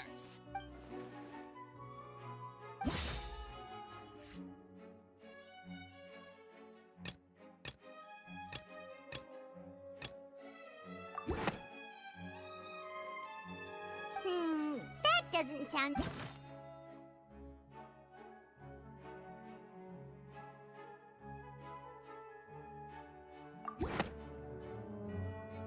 First of all, you may be a member of another long-lived race, which would allow you to naturally possess an extended lifespan. And second of all, even if that wasn't the case, there could be other ways to extend your life. Who gave you that idea? Was it the knave? You'd sink so low as to use a harbinger's words against me. A curse? I once thought it possible that the aura of an Archon might naturally resemble a type of curse. But in light of this claim, perhaps what I sensed was not your divinity, but a curse after all. Neverlet sensed it too, huh? Lady Farina. Well, it is true that it's extremely difficult to tell humans and gods apart just by looking at them. It's not impossible.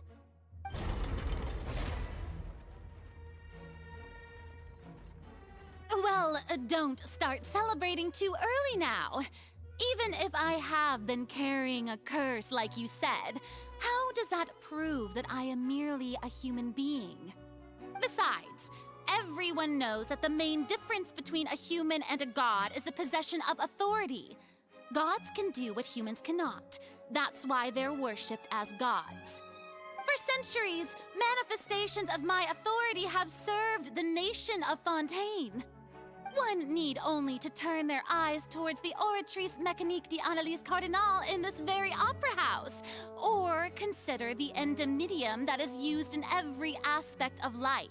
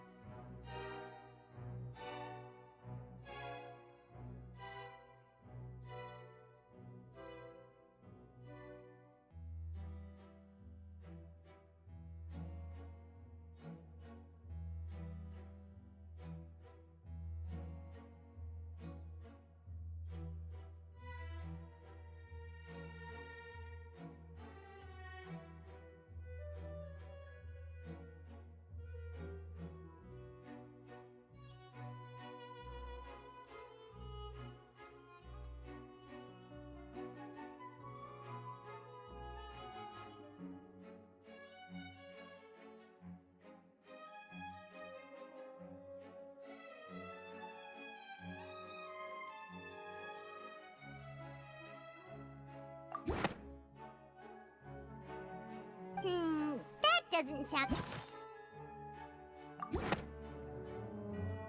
You tried to reference the Oratrice, but weren't you as confused as all the rest of us when the Oratrice declared Child to be guilty without any proof? Otherwise, you should have come up with a good explanation for that by now. Didn't I make myself clear at the time? The decisions of the gods are naturally difficult for humans to comprehend. There is no need to provide an explanation.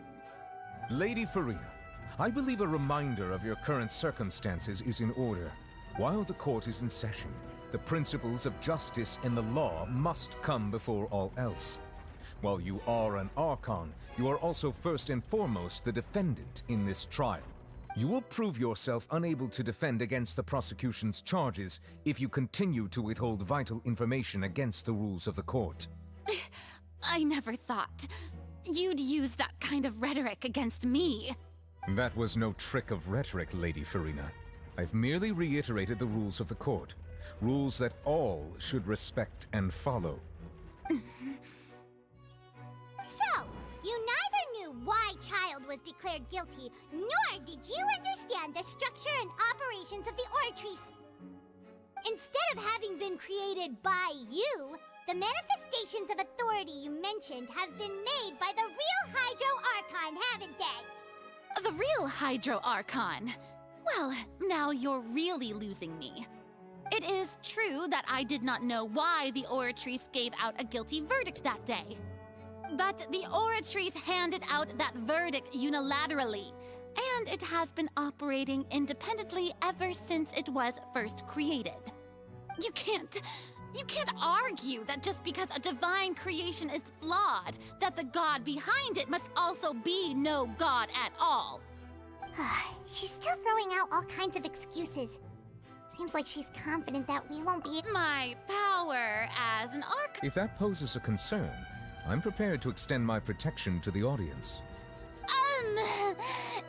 You don't need to go that far. Aren't you the Hydro Archon?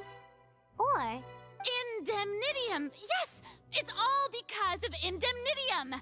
All Archons derive their power from the faith of the people, and thus did I give up all of my divine power to provide everyone with energy for their daily lives.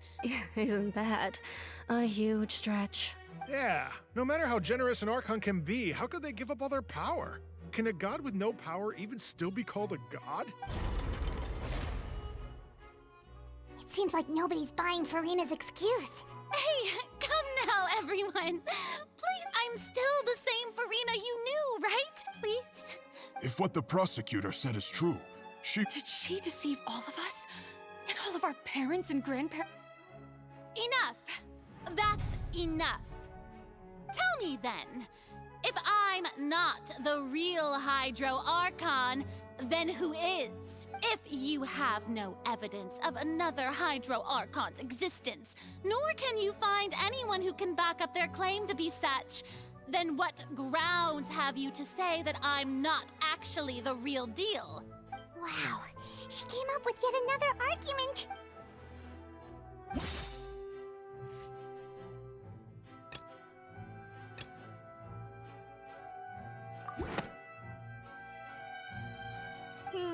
That doesn't sound right.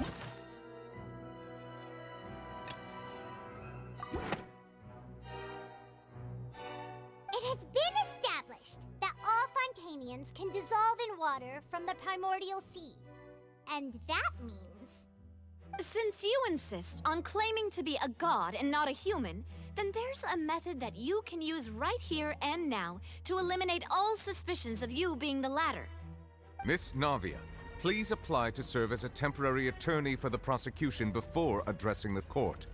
Though you act in partnership with the prosecutor, you must still adhere to proper procedure. Super sorry, Monsieur Chief Justice. I swear this really will be the last time that I'll speak out of turn. Now, I've brought some seawater from Poisson. As everyone knows, a massive flood struck the area not long ago, taking many lives, including those of some of my closest friends. So, Miss Farina, would you dare to touch some of this seawater? If we are to believe that you are indeed the real Hydro Archon, touching this seawater would have no effect on you. All it should do is strengthen your case. But if you don't dare to touch it, then we would have basically proved the reverse. Oh, and I must remind you that after the disaster at Poisson, nobody wants to see any more people dissolve. I do hope you'll act prudently and choose the simpler path of admitting guilt. Navia from the Spina di Rasula.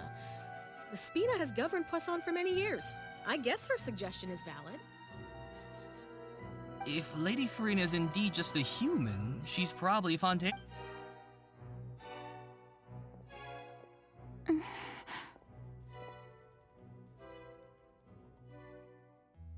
Lady Farina, this test has been unilaterally proposed by the prosecution.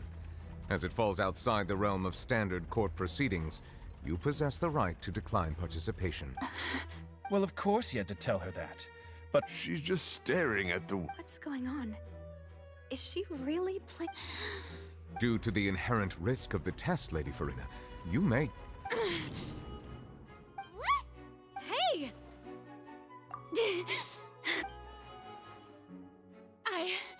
I'm fine! Look at me, everyone! Will you believe me now? Miss Siegewin? If you are present, Miss Siegewin, please come forward and attend to the defendant. Siegewin? Don't be nervous. It'll just take a few seconds. Let me see. That should be enough.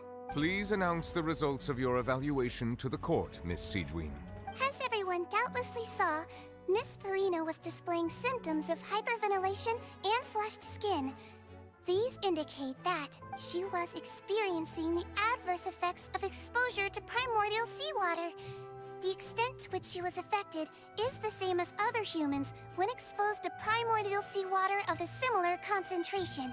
Thank you, Miss Siegeween. Lady Farina, you may return to the defendant's stand. Oh, wait. What did she just say? I didn't get dissolved. Shouldn't that be enough to prove my innocence? Well, considering your tendency to run from your problems, we did originally prepare a direct sample of the seawater around Poisson. However, after extensive discussion, we exchanged it for a sample that is not concentrated enough to dissolve an actual human. After all, on the off chance that something entirely unexpected might occur, we don't want anyone else to lose their life to the sea. Yeah, so out of regard for Farina's life, you secured a low-concentration sample and asked the head nurse to serve as an expert witness.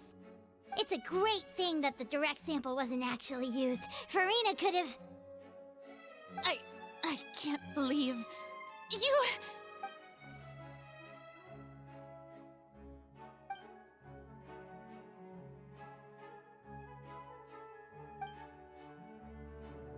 Listen to me, everyone!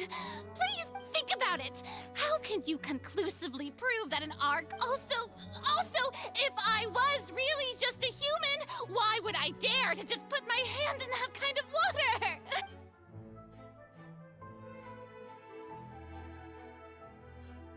Please, everyone, anyone, just listen to me! I swear, I really am your Archon!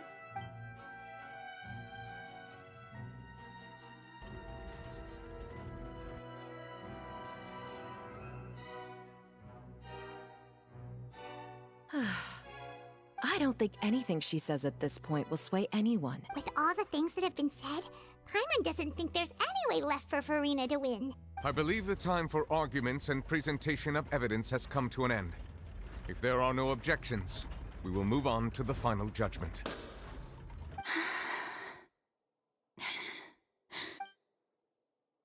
I don't think anything she says at this point will sway anyone who's two-stepped against her now.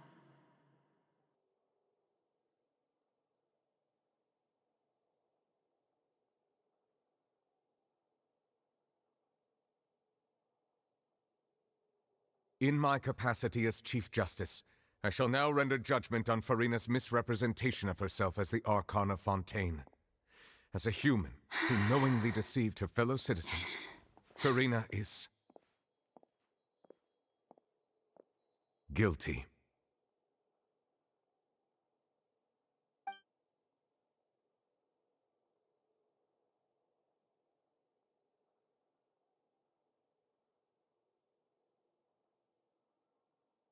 We shall now turn to the oratrice mécanique d'analyse cardinale.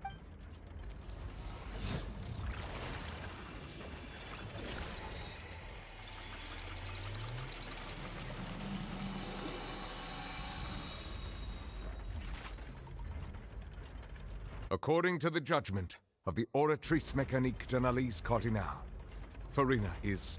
Well, what's wrong? What's the oratrice? No. The oratrice also displays a guilty verdict. Isn't that correct then? However, the exact wording of the verdict is thus. The Hydro Archon, guilty to be punished via the death sentence. That's actually one of the available sentences? The one and only time the death sentence has been handed out at the court. And it's been given to the very person we've worshipped as the god of justice? Farina's been sentenced to death by the oratrice? This outcome is indeed quite strange. According to Fontaine's current definitions of justice, as well as its recommendations for criminal sentences, is this sentence really appropriate for the crimes that have been committed?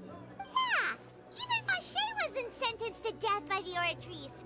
You know, the real evil mastermind behind the serial disappearances case. Indeed.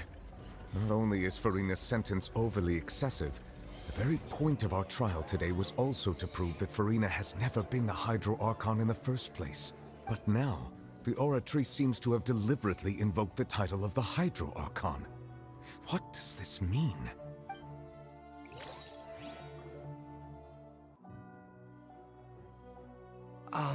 Excuse me, if I may interrupt.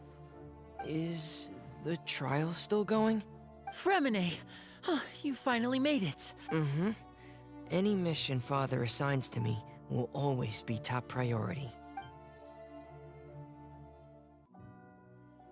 Is that the first prophecy slate? Huh. So the knave privately arranged for Fremine to try and find the missing slate. I looked everywhere and finally found it at the bottom of the sea. But has the trial already concluded? Thank you for your hard work, Mr. Fremine. Please allow me to review the record left on the slate. Traveler, I believe that you have already seen the other existing slates. Huh? So what do you see? What is it?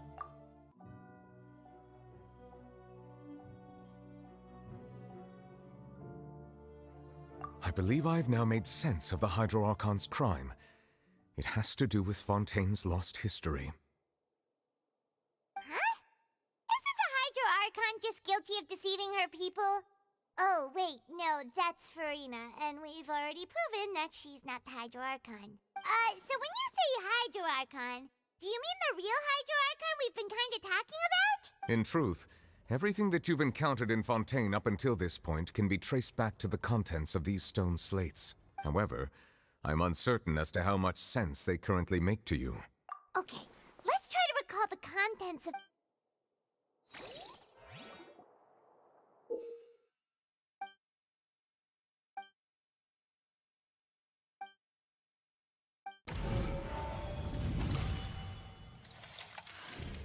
The first stone slate describes what you just said. It seems to... Does that mean that Fontainians are transformed Oceanids? Oh, Paimon wasn't expecting that. But the second stone slate shows Celestia floating in the sky and the Hydro Archon and her people worshipping it together. But the heavens still brought judgment down upon them. This must be the point when the Hydro Archon and the Fontainians were branded with their original sin.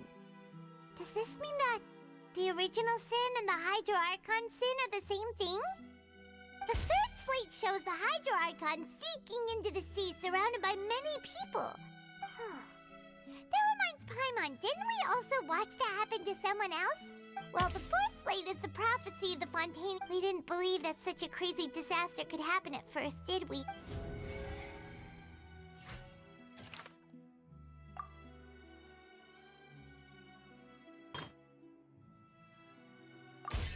We know from the case of the serial disappearances of young women that Fontainians can be dissolved in primordial seawater. And the first stone slate tells us that long ago, the Hydro Archon used her power to turn Oceanids into humans. This might be the reason that Fontainians can dissolve.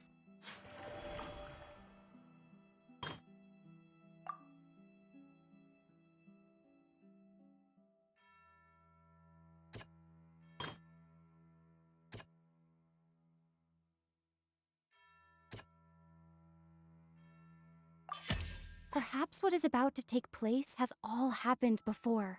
And the original sin cast down on the people of Fontaine by Celestia, as recorded on the stone slates.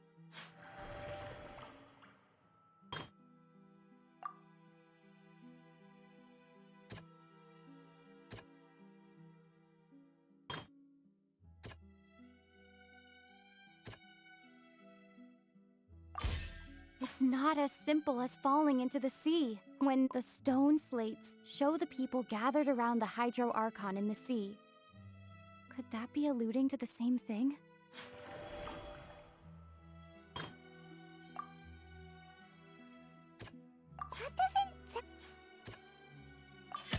The prophecy for the fortress of Meropide was nearly flooded with primordial seawater, which we know can cause Fontainians to dissolve. It seems increasingly likely that the prophecy may come true. If we hadn't dealt with it in time, things could have gone very badly. They'll dissolve into the primordial sea but won't cease to exist. Their essence will flow in the seawater, converge, and take the form of an Oceanid. The Hydro Archon was sentenced to death in court, shocking everyone present. Perhaps this means that her sin was actually Fontaine's original sin. Navia fell into the water inside those ruins, and she nearly dissolved. She was surrounded by the people of Poisson in a court within her consciousness, and was forced to take part in a trial meant to make her stay.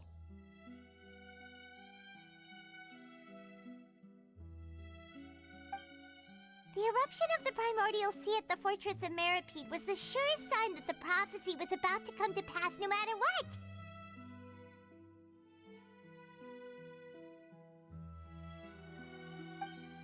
The stone slate's contents can all be verified by recent events. If we combine what we know together, loads of truths should come to light.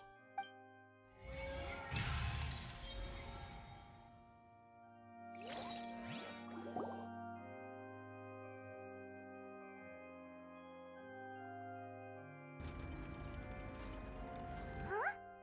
Oh, Paimon gets it now! So that's how you can make sense of it.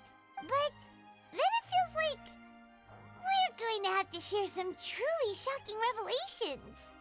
Let's hear them. Incredible. Linny, did you hear that? We're not real humans. All Fontainians were originally created by the late previous Hydro Archon, with Oceanids as their basis. The evidence for that can be found in how only Fontainians could dissolve in primordial seawater, and how all the girls Vacher dissolved were also turned into Oceanids. Oh, and according to Navia, when she was about to get dissolved, she also saw everyone gathered around for a trial, all of them in the shape of Oceanids. Indeed.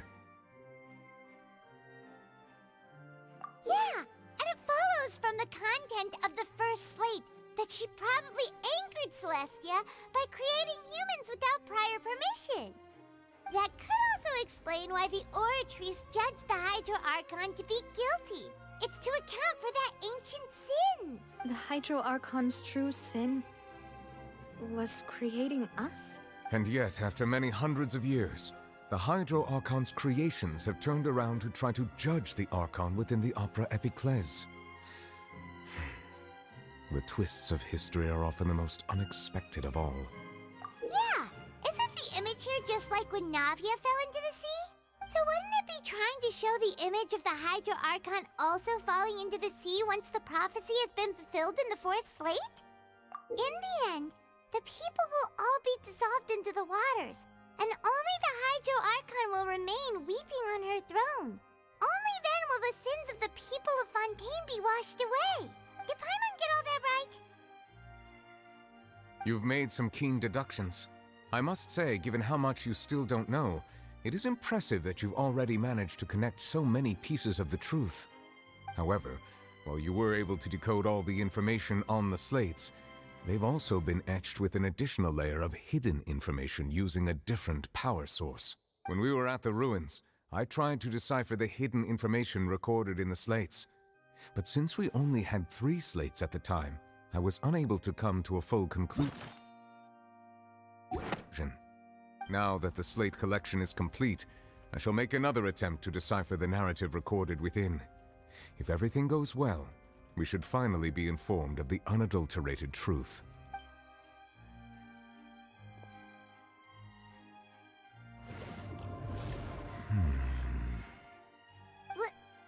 Well? Did you get it? I believe I should share this truth not only with you, but with all the people of Fontaine as well. I will try to briefly summarize it for you. Your hypotheses regarding the origin of Fontainians and the sin of the Hydro Archon were both correct. In the Fontaine of old, the previous Hydro Archon sensed the yearning of her Oceanid familiars for life on land. The Oceanids were enamored with the beauty and romanticism of human beings, and wishing to have those experiences for themselves, expressed to the Hydro Archon their desire to become of a similar kind. However, even though water as an element is intricately linked with the power of life, the Hydro Archon, as one of the 7, did not possess the authority to create a new form of human life. Not one to give in, she eventually found a way to create permanent humanoid bodies for her familiars by appropriating the power of this planet's primordial sea. She poured primordial seawater into the Oceanids' blood vessels, creating humanoid mimics in the process. But if Fontainians were to ever come into direct contact with water from the primordial sea, the power within their bodies would escape these artificial restraints and return to the sea. As a result, their forms would collapse, and they would be reverted to their original forms as Oceanids. Of course, the Hydro Archon never received permission from the heavenly principles to create a new human race. And thus, the Hydro Archon and all of her creations came to shoulder the original sin of appropriating the power of the primordial sea. That is the true history of how the people of Fontaine first came into being. So we were all Oceanids before we turned into human beings? That's way too much information for me. I think I'm just going to pretend that I never heard a single thing. Wait, but if that's the truth, we can't let the Hydro Archon be sentenced to death. After all, her only sin was creating us. This really might be too much information for your regular Fontainian, but it does answer a lot of our questions.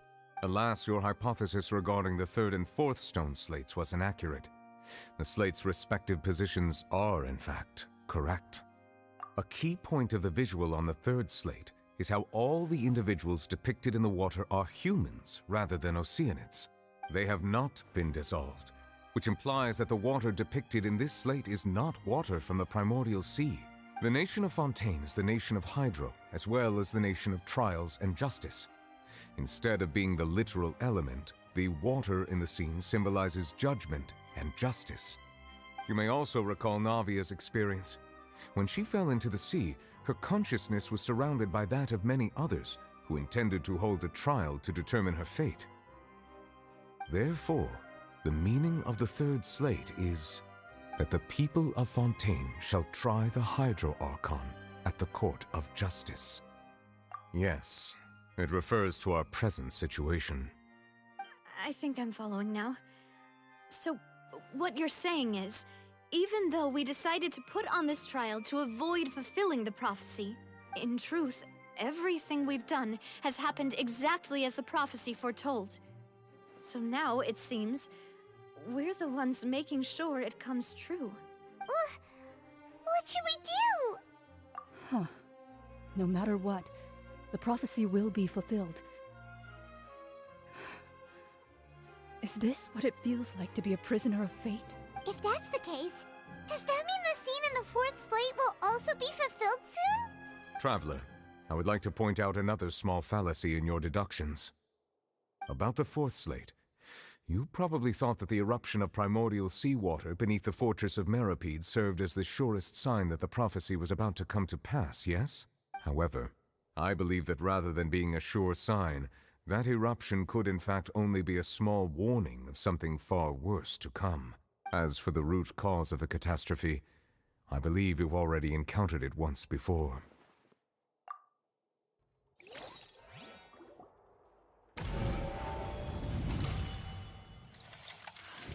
This eruption was just a small warning of the things to come.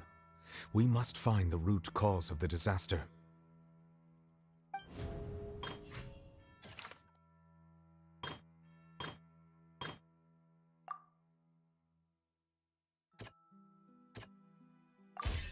It was both dream and reality.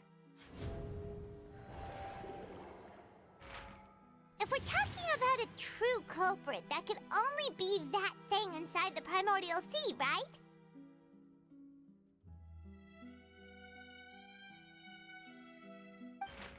The truth, the original sin, the trial, and the root cause of the disaster.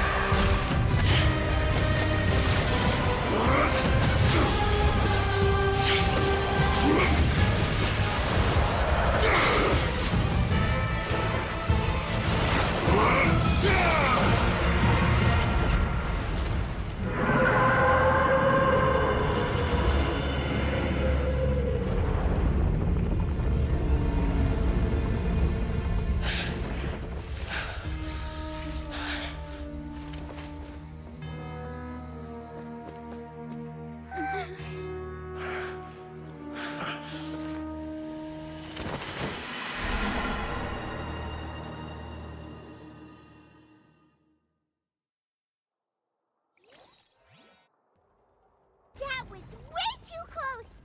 How did that thing just burst into the Opera House? Wait, was that the huge whale you saw in your dream? So we've met it at last. I understand very well why it has chosen to make an appearance here. That whale does not belong to Tevat. It is a monster that has traversed the stars, weeping all the while.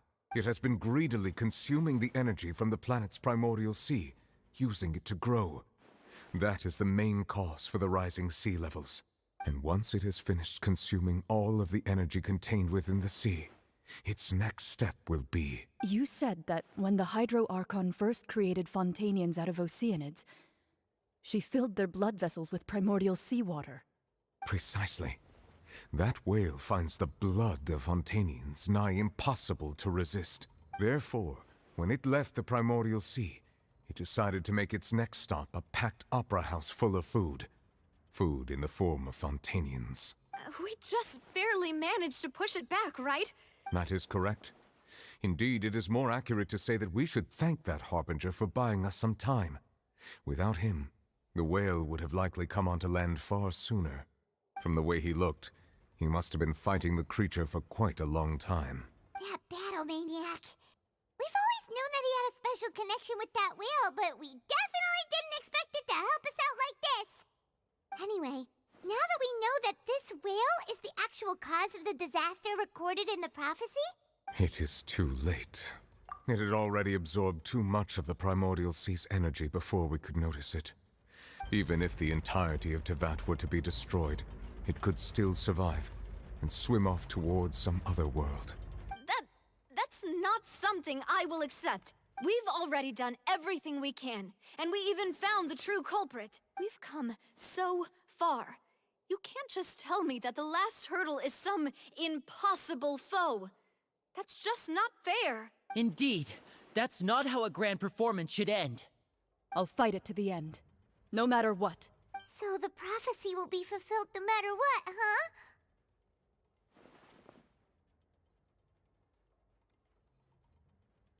The prophecy.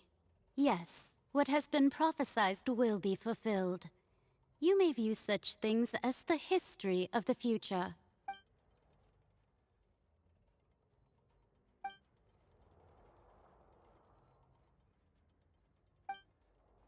Just as prophecies are usually only the future as seen from the perspectives of the gods, could things be happening in hidden corners where the gods' gaze does not fall?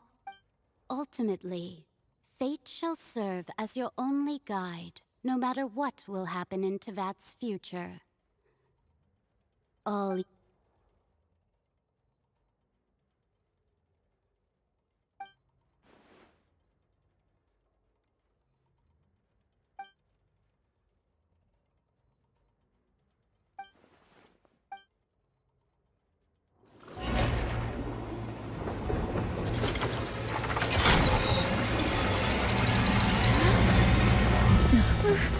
What's happening with the oratories?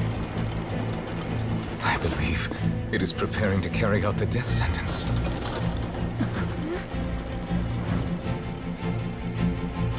Farina!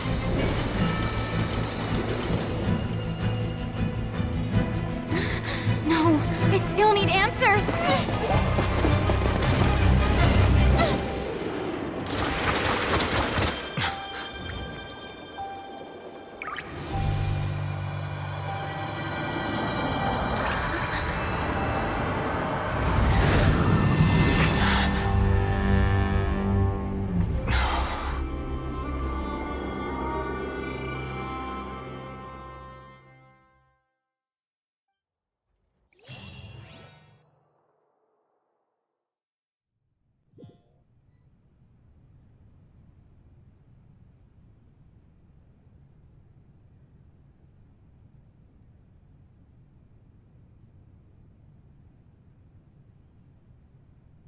You...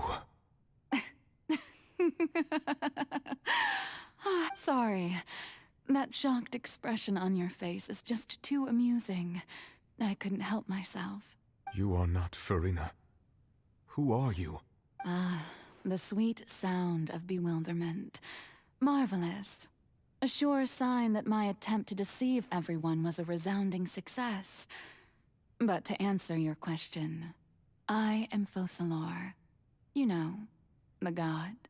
Focalor, why did you deceive us? Oh, that wasn't my goal, of course. Goodness, no. But I had to fool everyone else too, if I was to stand any chance of deceiving the heavenly principles. Deceiving the heavenly principles? It's all because of that pernicious prophecy. Dreadful, wasn't it? Everyone doomed to dissolve. Fontaine condemned to be flooded. One was not amused. In fact, one was positively bemused when that problem was thrust upon me by my dearest predecessor. That's the former Hydro Archon Egeria for the uninitiated.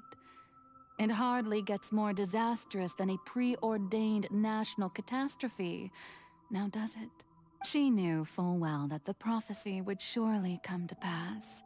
And as one of the seven, she also knew full well that one defies the heavenly principles at one's peril. So yes, as you have no doubt surmised, it was a rather impossible situation that I found myself in. I spent a terribly long time mulling it over, alone on the ocean floor. And I was almost growing barnacles by the time I finally realized there was only one possible solution to this confounding conundrum. I had to outwit the heavenly principles, allow the prophecy to be fulfilled, ostensibly at least, while saving everyone at the same time. I'm a genius, I know. I can only assume that's why Egeria chose me as her successor. Although, looking back now, it was hardly the inheritance one dreams of. Between the task of saving the nation, the quotidian duties of the Hydro Archon, and not to mention the original sin of creating a new race of humans, I dare say she left me quite a colossal mess to clean up. But one can only play the hand one is dealt. I did not choose this, any more than I chose to be one of her Oceanid familiars. So you were also once one of the Oceanids, transformed into a human by Egeria's hand? Yes, I was. I always dreamed of becoming human. And I still do, even now. In my eyes, to be human is to be part of the greatest opera ever known. After becoming a god, I separated my divinity from my body and spirit, leaving behind only a self that was as naive and bewildered as my past self on her first day as a human being. The me you see before you now is that divinity. And the human counterpart I left behind, I named Farina. She could feel joy, sorrow, and everything in between. She could be as vain and conceited, or as meek and vulnerable as she wished. Her strengths were of a kind only a human could possess, as were her shortcomings. But in my eyes, Farina's humanity was what made her perfect. She was perfectly human in every way. The person I always wanted to be. Anyway, so then I cursed her. All part of the plan, of course. The plan to deceive the heavenly principles. Do you still remember the final scene of the prophecy? The Hydra Archon alone, weeping on her throne. In order that the prophecy might appear fulfilled, I invited Farina to be an actress, to play the part of the Hydro Archon in the prophecy. Under the curse I placed on her, so long as I, Focalor's divinity, continued to exist, she could not die. But nor was she free to live her life in the pursuit of happiness.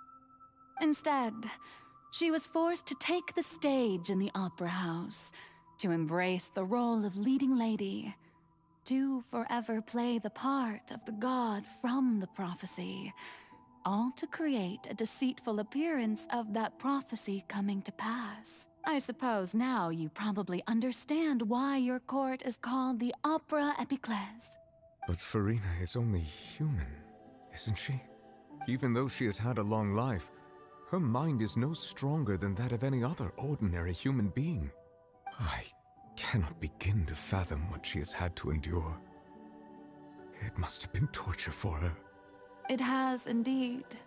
And although she is, in a sense, me in human form, I most definitely owe her an apology for it. It's been 500 years, and all along, she's been playing her part in the most unimaginably long, unbearably lonely, and agonizingly painful opera of all time.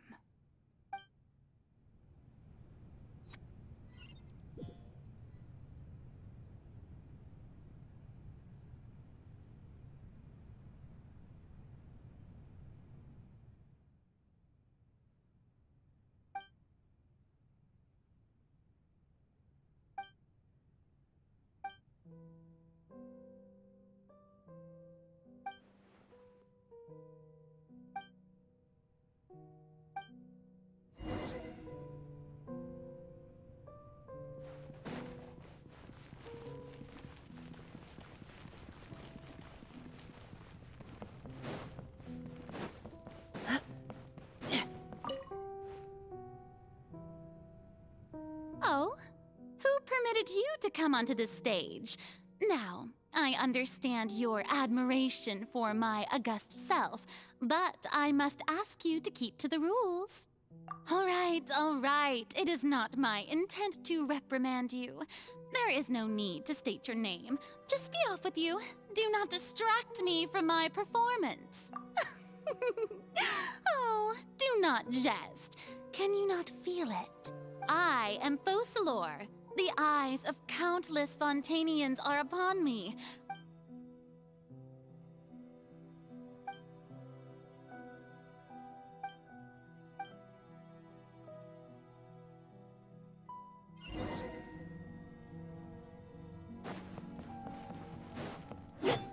Dear audience, the performance is experiencing a technical difficulty, but worry not. The guards shall resolve it soon enough. Let's keep going, team. You're fighting cover. Stop, you can't run. Yeah. Crush. Huh? Now you shall perish. Hey, what gives? The audience is still watching me, you know. Guards? Wait, where are the guards? Guards! Shut up.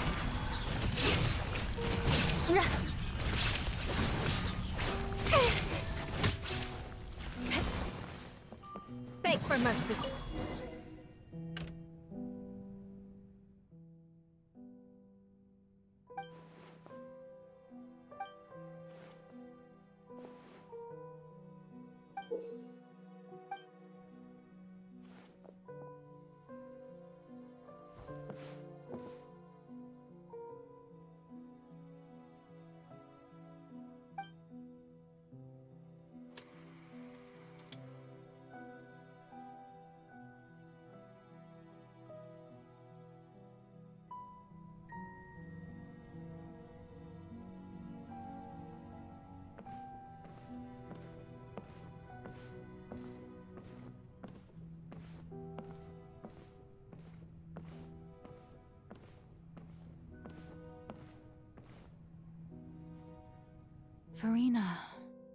Farina. Huh?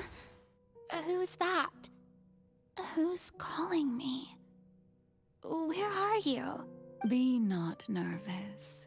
Be not afraid. I am before you. Wait a moment. You're near me? How can this be?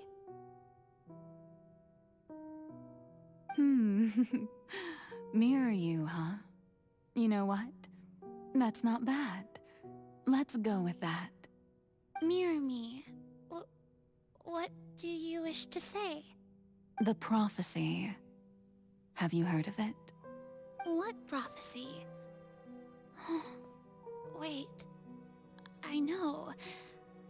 I think. I don't know why, but it's in my head somehow. The people will all be dissolved into the waters, and only the Hydro Archon will remain, weeping on her throne. Only then will the sins of the people of Fontaine be washed away. Oh, very good. You know it well. What's going on? I can't seem to remember anything clearly. The only thing I know for sure is this prophecy. Will it really come to pass? Yes, it will. And that is why I've come to you. Disaster will come to Fontaine sooner or later. Things will develop just as the prophecy declared. There is no escaping it. But doesn't that mean everyone will die? I'm a Fontainian just like them. Will I dissolve too? Oh, don't worry.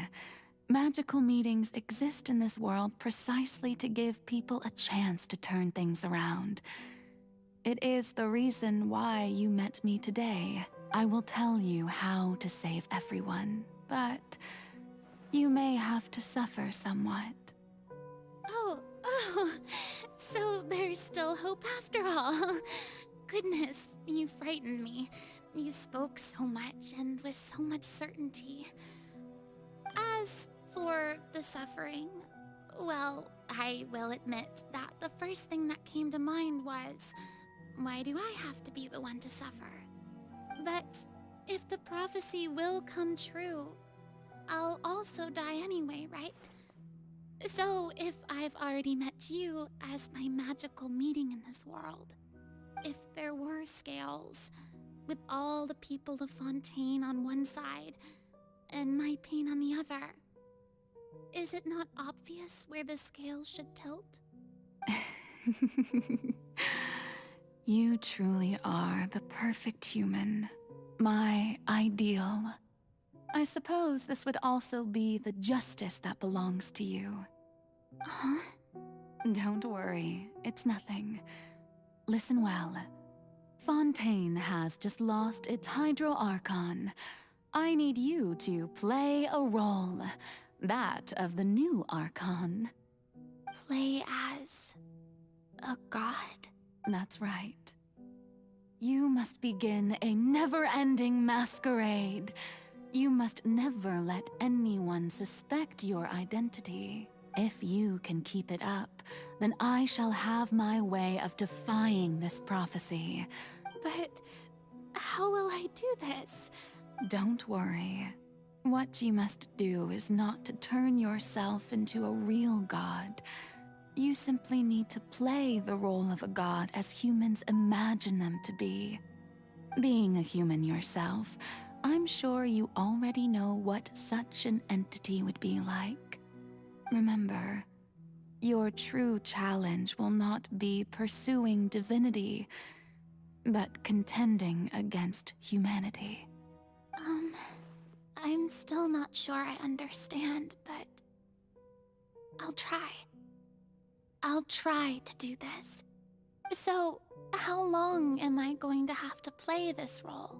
To accomplish this mission, you will have to stay on the stage for many, many years. You will endure and not grow old until your task ends. But I promise you, all will eventually end in a magnificent and dramatic trial, and everyone will be saved. A trial, huh? How exciting. I'll be looking forward to it.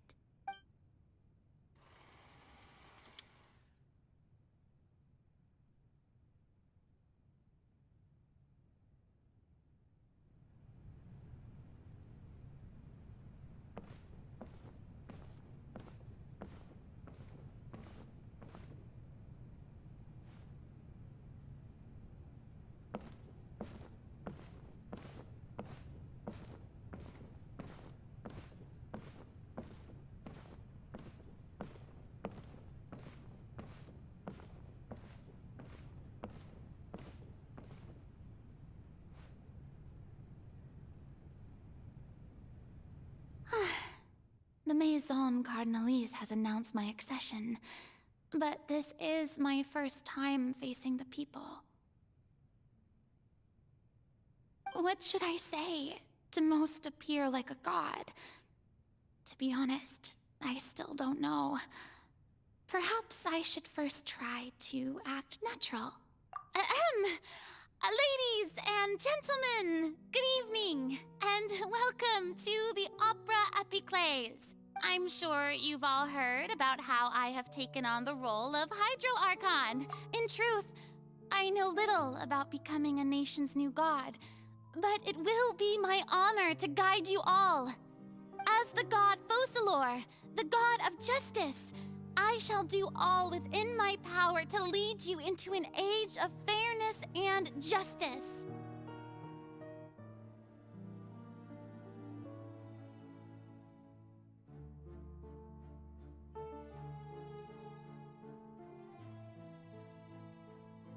Once again, thank you all for coming.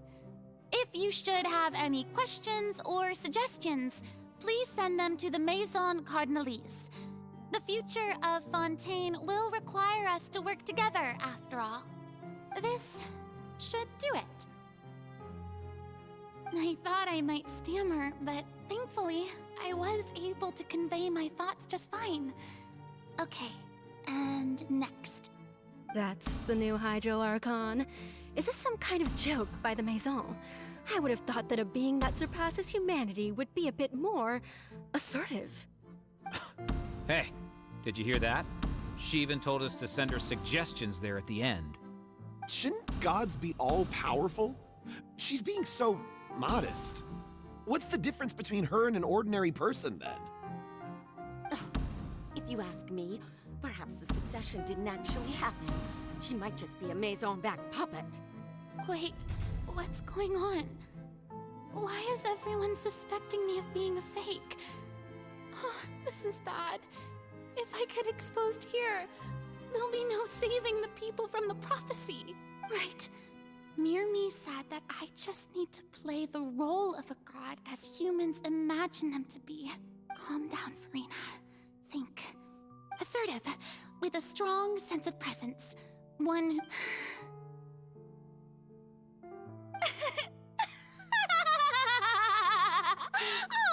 Oh, very good, my people.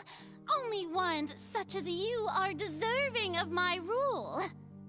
Now, I was wondering, if some weak puppet were to one day come onto the stage and claim ownership of this opera house, would the children of Fontaine follow them?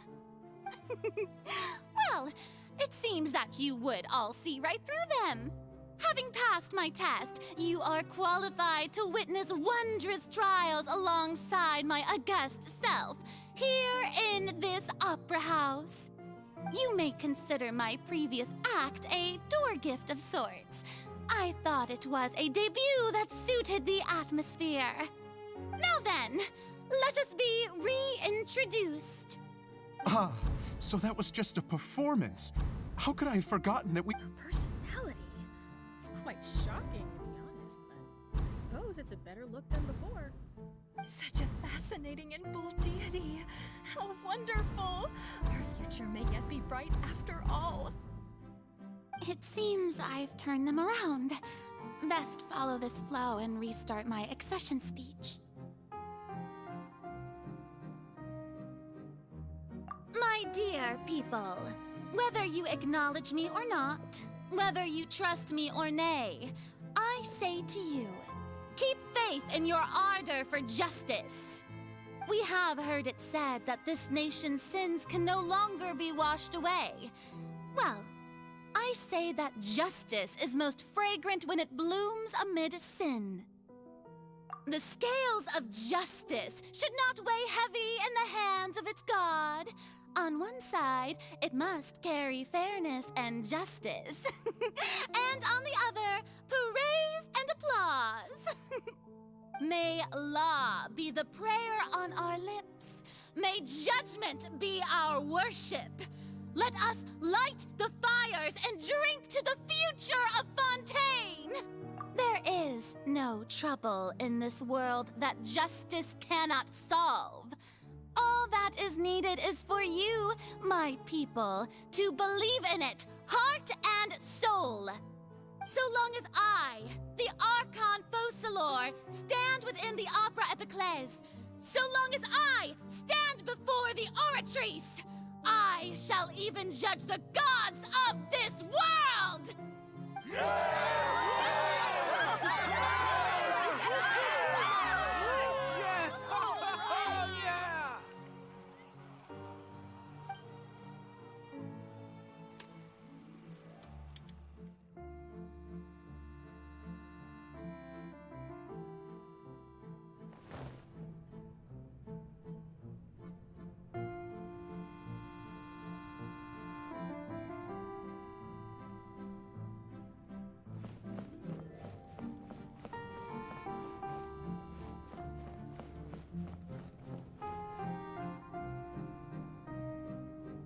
Lady Farina, here are today's case reports, as well as a summary of the follow-up for your perusal. Come now. Was I not just at the Opera House in person? Leave these kinds of things to Neuvillette. Besides, none of these trials were the one that I'm looking forward to the most. If I may be so impertinent, what kind of trial are you truly looking forward to? A magnificent, dramatic, and wondrous trial. A trial to end all things. How could you hope to understand? That's true. I fear I lack the ability to grasp your divine thought, Lady Archon. No need for fright, and do not take what I said before too seriously. Go now, do your duties. The trial I await. It will come one day.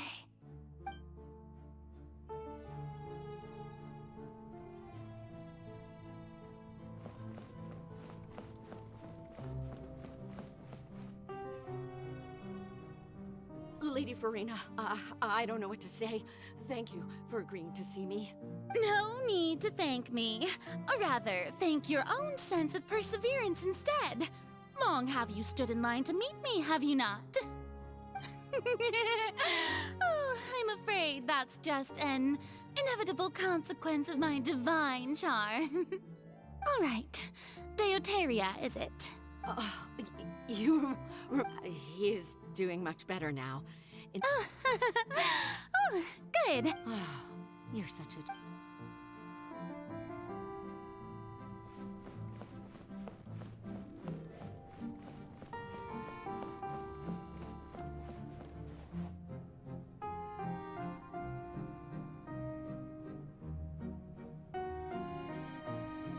Lady Farina, here are the latest hydrological reports. I see. It's as I thought then. As your god, I did already expect this, but all manner of signs indicate... Well, as I understand... Really? I'm... afraid...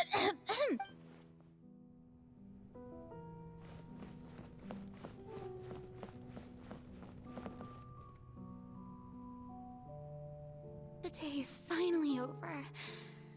I haven't had a moment to breathe this whole time.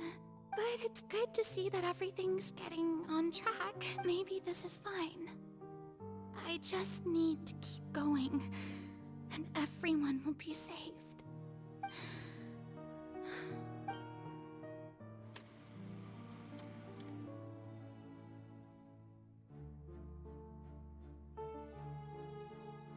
Lady Farina, here are the new trial reports. There'll be no need. Lady Farina, I've... Indeed, my dear loyal... Lady Farina, we're detecting significant hydrological... Understood. Keep... I don't think I let anything... I feel utterly...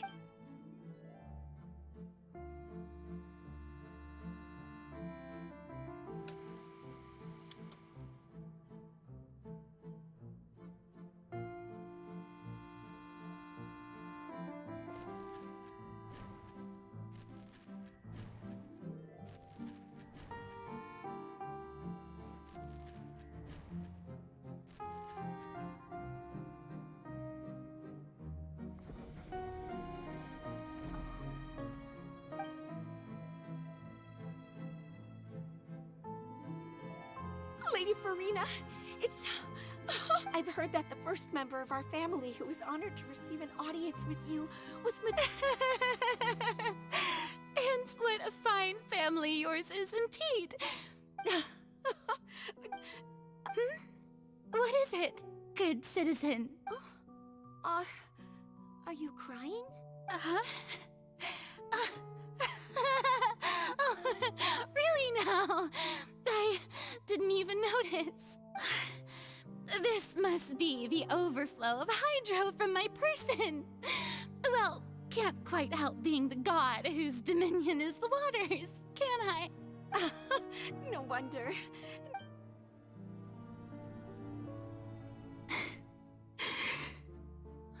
So interminable.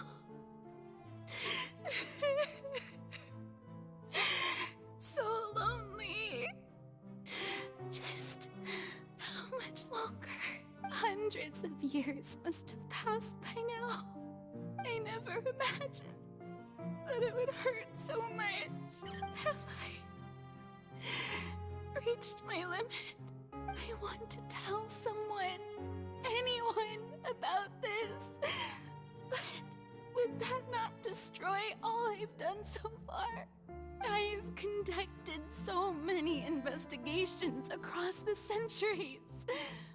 But there's not even a sliver of hope that we might break the prophecy. All I can do is keep heart. I must maintain this act. It is the only way to save Fontaine. Please, mirror me. You have to succeed.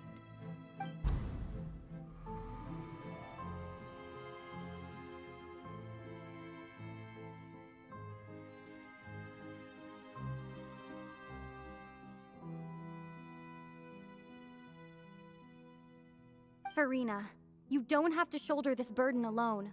Although I don't know what you might be keeping from everyone.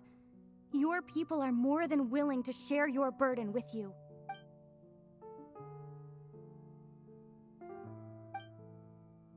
Share my burden.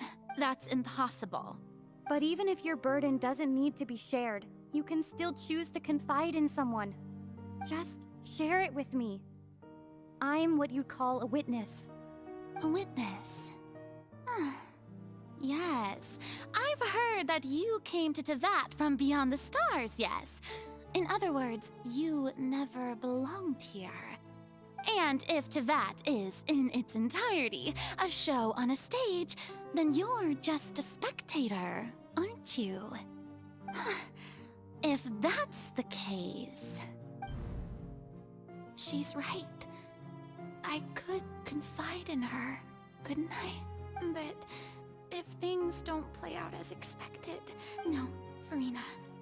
You shouldn't be selfish. But what if it's really alright? Farina, you've worked so hard for so long. Surely it would be okay to put yourself first for once. Just this once. Is it such an outrageous thing to do anyway? To find someone in whom you can confide your frustrations and sorrows? Surely it could not hurt. If you let this opportunity slip through your fingers, it might never come by again. Think about it long and hard.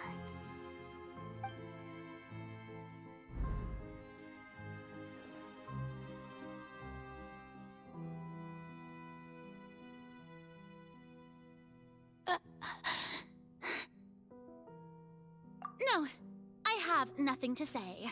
All you need to do, dear spectator, is to witness...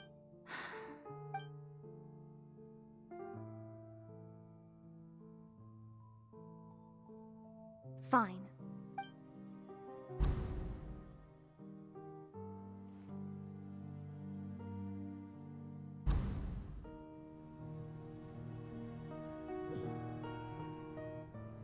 So even Farina doesn't know the truth? You've never once let her in on the full plan? Yes, it had to be done. To deceive the heavenly principles, you must first deceive yourself. She did very well. If she had let her resolve falter even once in these 5 centuries, Fontaine would have been doomed to the most tragic fate. It seems that trusting humanity was the right decision after all. I believe that I understand how your deception works, but that is only half the truth, is it not? How would you build on this foundation to save the people of Fontaine? That is the most important thing. Ah, good. Of course, the Iudex of Fontaine has pinpointed the crux of the issue. I'm sure you've long sensed that the Oratrice is no simple machine, yes? I've always suspected that it had its own consciousness, and Lenny did mention that he heard a human voice within the core chamber. It now seems that that person was you, hidden within the machine all along. Am I right? And then I became one with the Oratrice, taking Fontaine's gnosis with me. Yes, it would seem so, wouldn't it? Alas, your understanding of this device still lacks sufficient depth.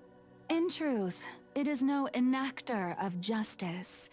It is, in fact, a device created to kill the god of justice. I beg your pardon? Oh, you have it. And to be more precise, not only will the Oratrice take down the god of justice, it will also take down the divine throne upon which she has been placed. I mean, did you think I would be the sort to enjoy peaceful repose while Farina suffered? My work over these last 500 years has been to constantly accumulate indemnitium within the Oratrice.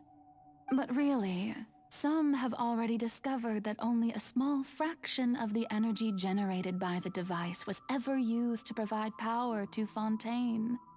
The vast majority had to be, accumulated to enact this death sentence. It was all a part of your plan, then? Both the trial and the sentence? Indeed. This power, accrued over 5 centuries, could have sustained Fontainians for millennia had it only been used for that purpose. Almost all of it has now been stored within the Oratrice. But only power of this magnitude could hope to destroy the Hydro Archon's divine throne, shaking the rules established by Celestia and breaking through the institution that is the Seven. So the Oratrice's call for death was for neither Farina nor Focalor, but for the Hydro Archon. The destruction of that divine throne. If I do not misunderstand your intent, you must be... Returning what's rightfully yours to you, of course. In other words, this was all done to return the authority of the Hydro Archon to the Hydro Dragon of this planet. But...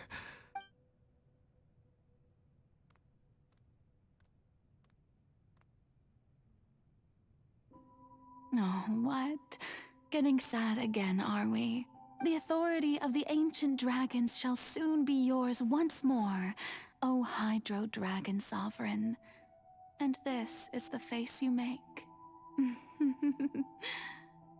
all you've done throughout the years is just so you can sacrifice yourself at the very end.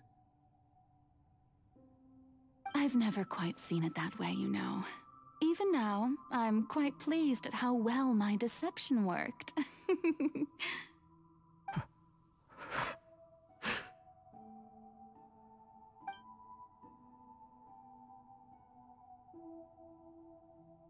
Hydro Dragon,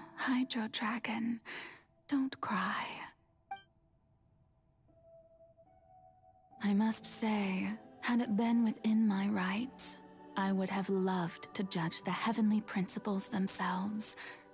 Were they not guilty of essentially the same crime? Egeria stole the power of the primordial sea, and the heavenly principles stole the power you ancient dragons possessed. I, for my part, am the god of justice, And is it not just that your original powers should be returned to you? Speaking of justice, I have always believed that justice lies in the process of pursuing human existence itself. So, if the theft of the primordial sea's might was Fontaine's original sin, then, leaving matters of procedural right and wrong aside, the descent of the Fontainians as humans and their right to exist in this world would be Fontaine's original justice. In other words, existence was Egeria's justice, and to me, justice is the continuation of that existence, defying the prophecy and ensuring that Fontaine's people shall live on. That should be the justice enthroned over all others. At this point, we, whether it be myself or all other Fontainians, have shouldered the burden of this sin for far too long. Iudex Neuvillette, the highest judge in our land, when you regain your full power as an elemental sovereign, what verdict shall you pass upon us? So when I was invited to the court of Fontaine to serve as Iudex, I see now that that was your idea too. At last, I now understand the true purpose behind this position. In the beginning, I was uninterested in human existence. But these 5 centuries of living alongside them have gradually brought about mutual understanding between us. And I have even attempted to feel as they feel. You are a devious one, Focalors. Things being as they are, surely you know that I could never declare them to be guilty.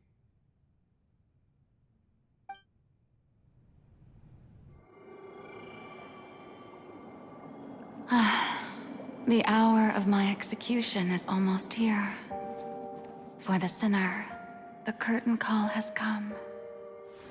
I know I may not sound it, but faced with death, I find myself a little afraid. Perhaps this is one thing both gods and humans have in common.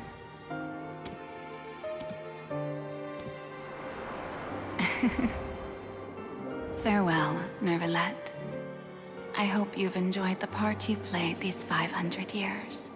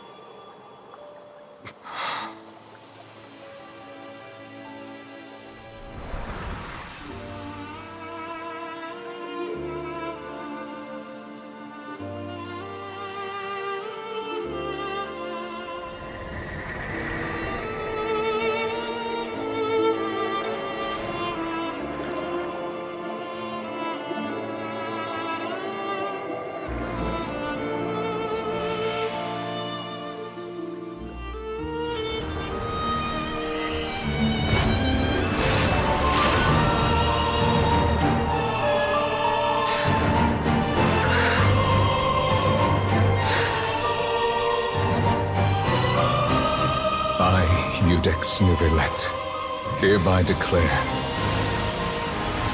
people of Fontaine, your sins are forgiven.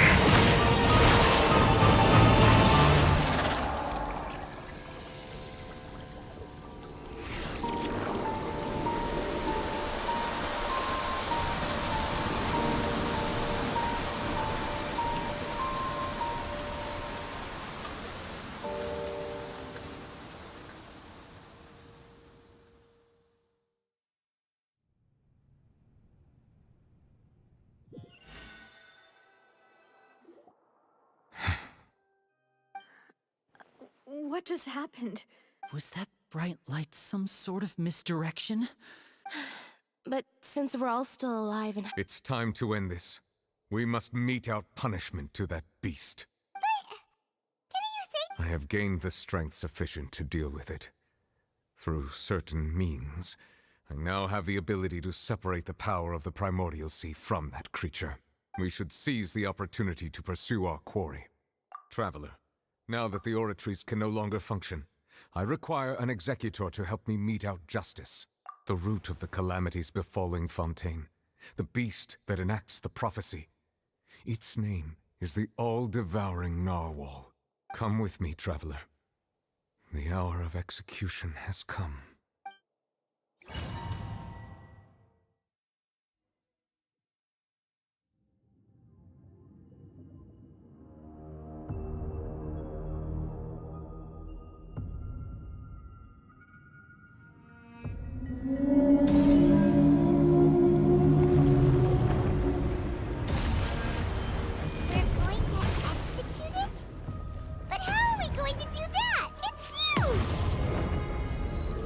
Done my best to separate the power of the Primordial Sea from the whale. Considering the size of the beast, I cannot reach the power source. Unless we can find a way to attack it from within. I shall share a part of the ancient dragon's power with you. We shall look for an opening together.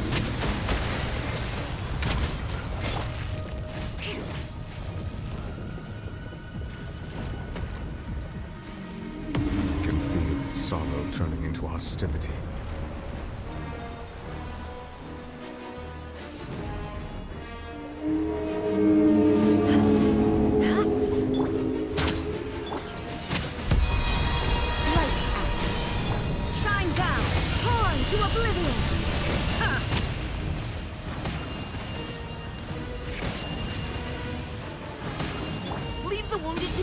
Devouring narwhal cannot resist its instinct to devour.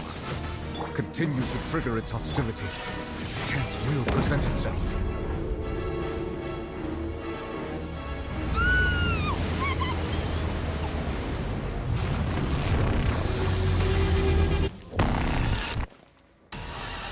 Why is there a hole-looking thingy over there? It's really scary!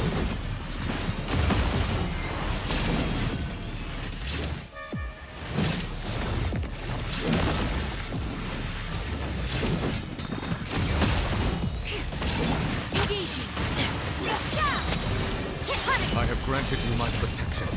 Do not fear. Seize the moment and use my power to suppress its roots from within.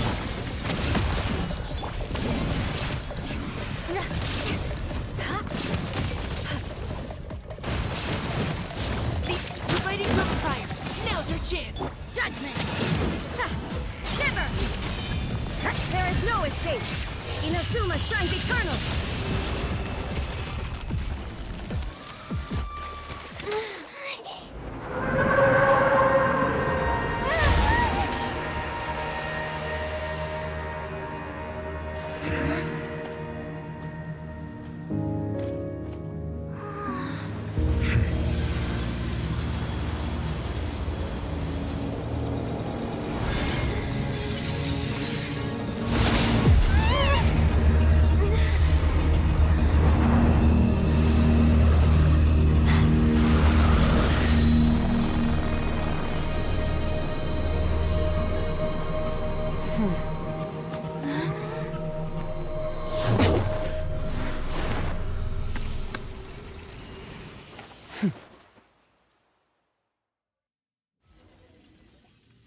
Thanks for helping with the cleanup.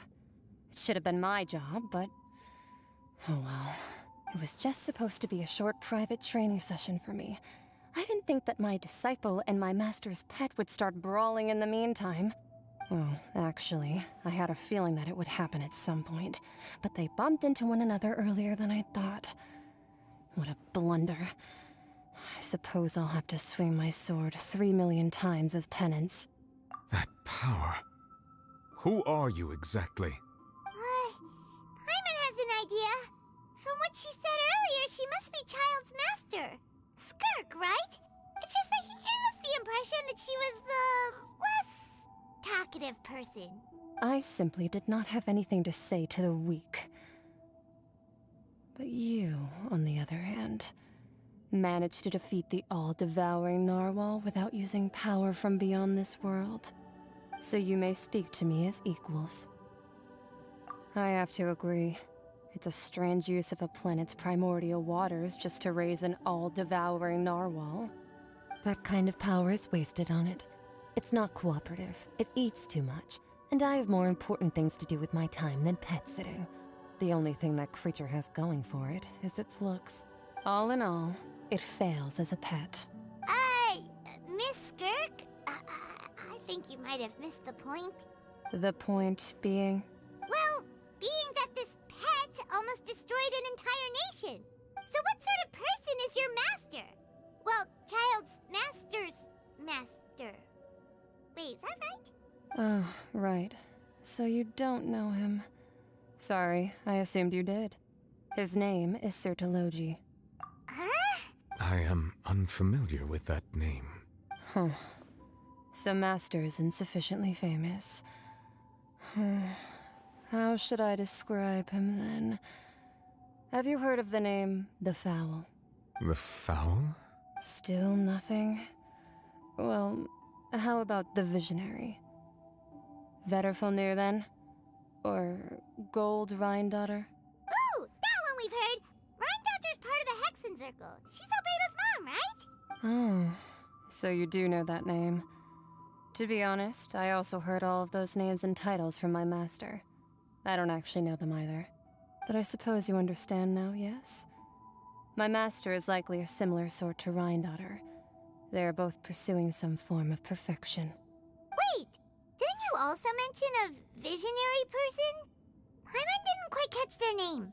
Actually, never mind that. I believe it expedient to inform you that the all-devouring narwhal used up nearly all its strength fighting you. Such roiling hydro energies will prove difficult for the planet's deep seas to digest. As such, the Fontaine back on the surface has most likely been thrown into chaos. In other words, the prophecy that you've been fretting over should now be in full swing. What? Not to worry. Focalor has already managed to deceive the heavenly principles. In the end, the people will all be dissolved into the waters, and only Farina will remain, weeping on her throne.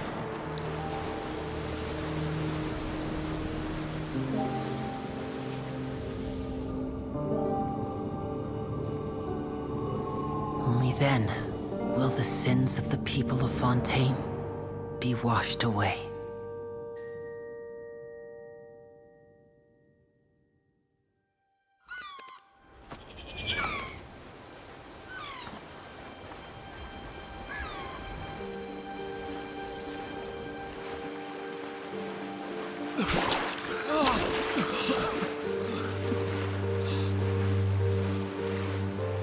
Hey! Help! Over here!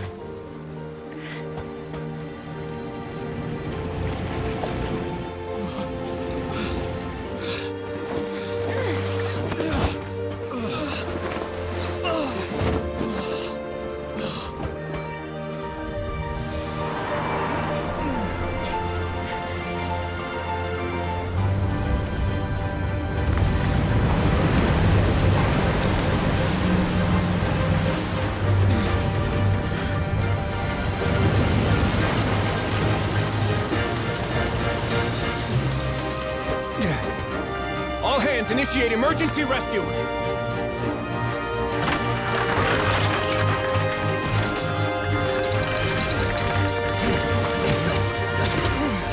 Hurry!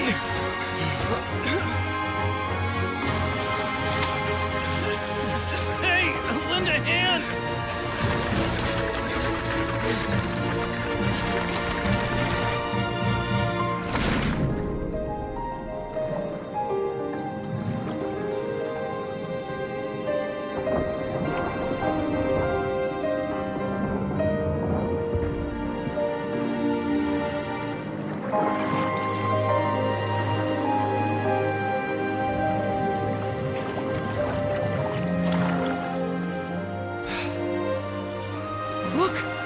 It's receding!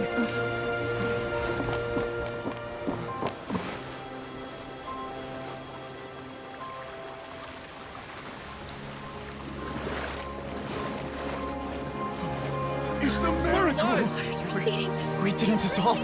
The prophecy was wrong! The prophecy was wrong!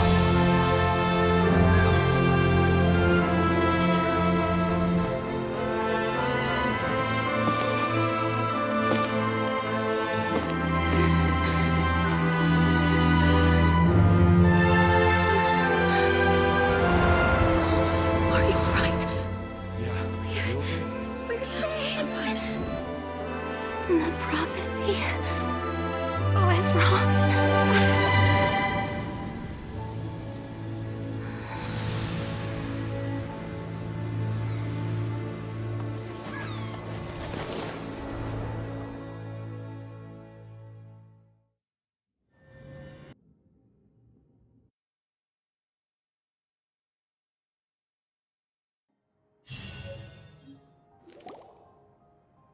The soil renewed.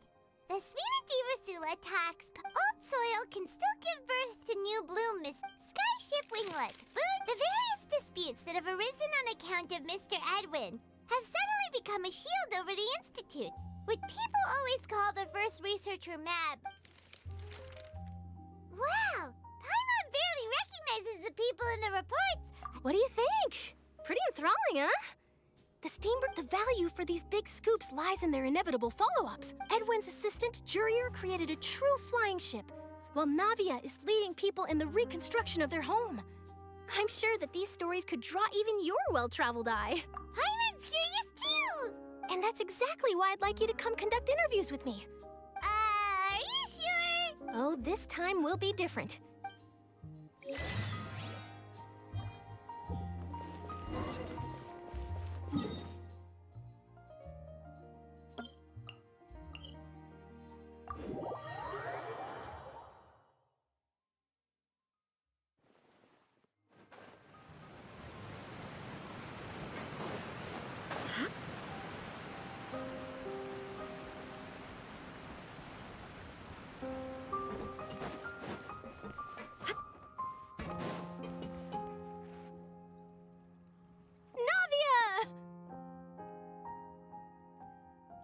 Oh, it's you. Hey, we're just having a look around. I'm here to update myself on how things are going here. Let me introduce you. This is Mr. Garun Snezhevich. He represented the Knave in sending us a large amount of supplies. Our residents are hard at work as well. Hello, Miss Charlotte. I'm a big fan of yours. I especially like that article you wrote last year about Fontaine's stray cats. But if you don't mind, could you not emphasize our role too much in your report? It's not charity we're doing here. I get where you're coming from. I'll keep it as simple as possible. That would be fine. Oh, you're back too. How are things? We finished laying down the construction materials. It'll be another hour before the workers are able to go over there. Huh? You're here too, Clorinde? Well, her reputation's greatly risen after that whole duel business with Miss Farina. So she's here in Poisson to wait out the heat. All right. She really came here to help me out. There's too much to consider in the reconstruction of Poisson. The Spina has need of more decision-makers. And, well, I do already happen to be connected to Mr. Callis. Oh, wait just a moment. Do you mind me asking a few questions? You know, about how you felt before the... Forget it. I'm sure you can find a better theme than that, Miss Charlotte. I see you're the same. Well, if we're talking about doing things for my sake, you might as... Of course I will. I'm not gonna let her off that easy. All right, then everyone who wants... How did it go? Was it a good shot? Did Paimon look cute in it? Not bad. Your addition really helped the composition of the picture. All right, hang on a moment. Let me snap a few more shots. All right, that should do it. I'll be back here later anyway, so let's call it a day. You're very quick. Speed is of the essence when it comes to the news. Also, not to brag, but I'm pretty good at building connections. Wow, you really do. I'll hazard a guess that this is how you got that interview at the Fortress of Meripede. Whoa, you're well informed. That's a very complete information chain. In truth, all Monsieur Neuvillette asked me was, when did the fortress become so friendly towards the media? I told him that it was best not to speak too soon. There's no guarantee that Wriothesley will make a personal appearance. You're right. I've got to treasure every moment I have with them. Stay safe now. And tell me if you hear anything interesting.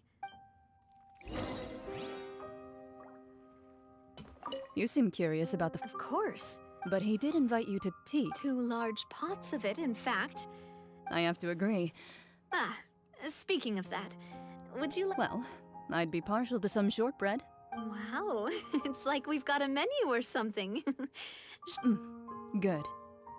What flavor of biscuits would you like, Mr. Snežević? Me? I'm fine with it. All right. I'll go over the newly arrived supplies with you later. That works great. Oh, I did. It was a gift from Sijuin. Want to give it a try?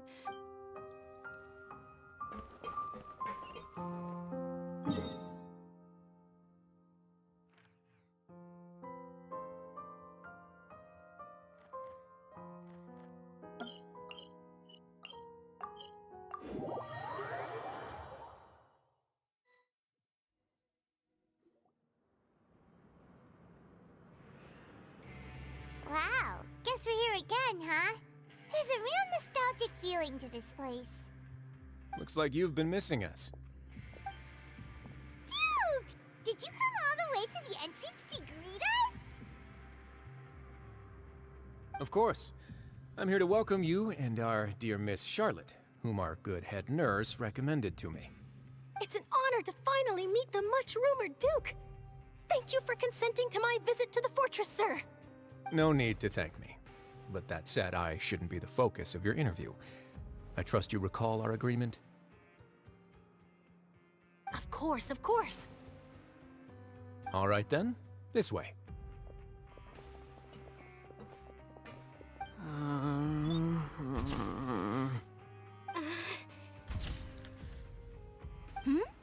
Hey, no need to be so nervous. I've already taken all the photos we need. Miss Charlotte, do these pictures really need to be published on the cover of the Steambird? It would seem that Miss Lorvine doesn't want her face to appear beside that of Mr. Jurier, Sir, please don't say things like that. But it looks like dear Mr. Jurier denies it. Might this interview be very important to you then? No, I just... This is... Now, I might not look it, but I actually did meet Mr. Edwin once. And I'll be honest, the boat that brought about a miracle, the ark that saved the people. Still, if I might ask, where's that flying ship now? Huh! Looks like Charlotte's... I have to apologize, but that ship is presently in the bowels of our factory. Really? Well, then You already know my answer, I'm afraid. Best you interview our head nurse instead. Or perhaps you'd like to take another photo of this couple of researchers? Did you really have to use the word couple? Well, then, 2 solo photos will do. Is my hair messed up? Please, someone help me have a look. Things sure are getting pretty lively here. Oh, seems like everyone's here. Would any of you like to try this new drink I came up with? Ah, Sijuin. Hey, Miss Charlotte. Why don't you, take some pretty photos of our head nurse? Sure. Come on, Miss Sijuin, over this way. Huh? Sure. Do I have to smile? So, how have things been at the fortress? Same old, as you can see. Other than that flying ship, it got a tad too much attention, I think. That's why I decided to let the interview go through. We should direct more public opinions toward the behind-the-scenes heroes. Am I right, Mr. Jurier? Miss Lorvine? You're too kind, sir. I believe that you too should have your day in the sun. I see. Lots of things happened that day, huh? Anyway, regarding that Harbinger, I'm not sure you remember, but his 3 young followers are still waiting for his return. He sure did win them over, huh? I'll tell them that there's good news and bad news. The good being that their boss seems fine, and the bad being that they must face extended sentences for abetting his escape. Oh, actually, what about you? Are things gonna change for you too? What change can there be? The fortress will keep chugging along, and so will my duties. As to what Miss Farina's departure will mean for the nation, and if our laws and governance will be transformed, we'll leave those to the folks in the overworld. Hey everyone, the photo shoot's done. Good. In that case, let's call it a day here. Thanks for your cooperation. Come on, Traveler, let's go. Till next time, everyone. There'll be a next time? Maybe. Who knows? I might write a story about the underwater factory next time. Until then. All right, last stop, the docks.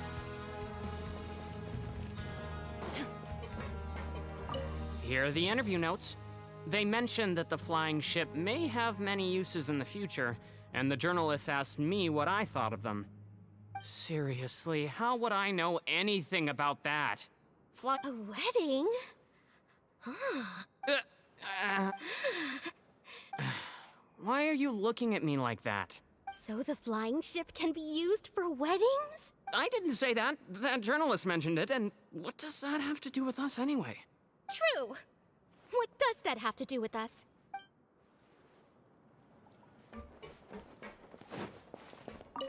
Oh, you know, I'd love to see you in one of Charlotte's photo shoots one day. Is that really necessary? Our line of work doesn't really require much photographing. It's precisely because we don't need the picture that they'll have value as keepsakes. You don't really look all that opposed to the idea, you know. Maybe I'm just happy that I managed to once again avoid the spotlight.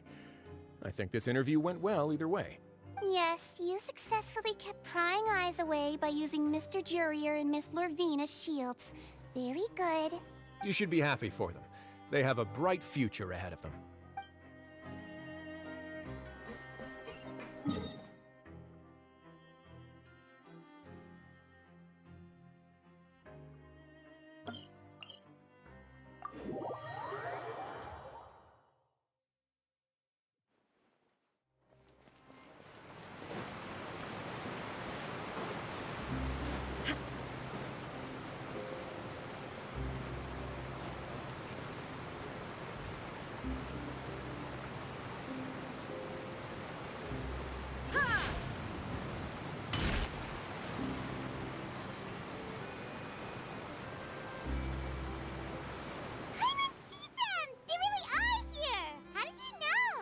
Navia mentioned that she stayed in touch with Linny and the others after working together.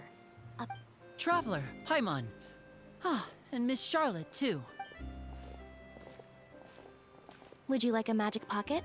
What sort of gadget is it? It's a wondrous bag that can be used to carry many things. Trick a friend? I wonder which of my friends would fall for that. You could just make a friend like Fremine here. Isn't that right, Fremine? Is this what you meant by, I'll help you make some more friends? To be honest, that sounds pretty sweet. Could I have your contact, please? Sure. Please, write down my address. Lynette sure is working hard to help Fremine socialize. He was the one who proposed doing this. He even wants to assist in our magic shows. Yes, I was planning to first introduce Pear as an assistant, and later Fremine himself. That said, would anyone want to see a diver escape underwater? Oh, it'll work out. Lynette, could you come over? Got it. My, that Charlotte is rather perceptive. She got... Father says that you did a great deal during the latest event. That's all right. Oh, I guess you have... After Lady Farina left, Father and Monsieur Neuvillette opened negotiations, during which he gave Fontaine's gnosis to her as a diplomatic gift. A diplomatic gift? Yes, I was quite surprised at first myself. It could have been done as an apology for the incident with Lord Child. Furthermore, Father did also lend significant aid to Fontaine and Poisson. Well, that's true, but... I would agree, but I've also heard that... It seems that Monsieur Neuvillette has had a significant change of heart regarding the matter. So there's... I suspect you'll have to ask... but back to the... They say that he's returned to Snezhnaya to recover from his wounds. I hear that the recent disaster really did a number on his health. That's true. When you think about it, we've had loads of run-ins with the... So shocked by such a simple switching of sides?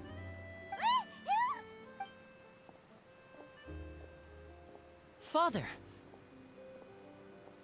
Well, well, what do you know? Come to the docks to see how my children are doing and meet the Traveler by chance. Please do not pay my accomplishments in Fontaine too much mind. I would have done them regardless. Are you going to take the Gnosis back to Snezhnaya? That is our duty as Harbingers, yes.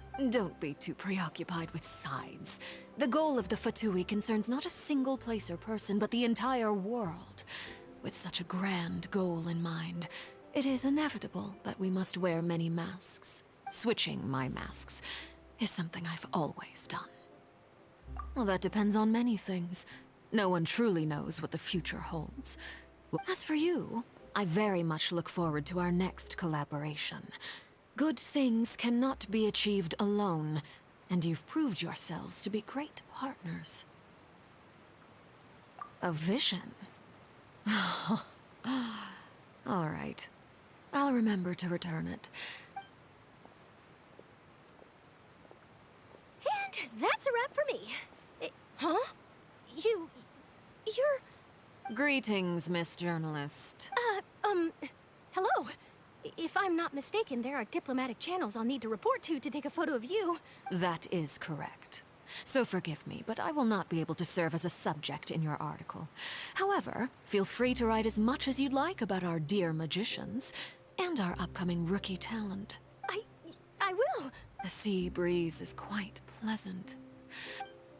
Farewell, Father. Oh, she has such an intimidating presence. I didn't even dare to take a picture. Thankfully, I've already wrapped up all my pre-scheduled interviews. Don't be too nervous. Why don't you take a magic pocket before you go? Here, Traveler, Paimon. To move things about? That's right. Funny. I guess this must be life. All right, then. Well, guess we sent Charlotte, huh? Shall we go see how Neverlette's doing?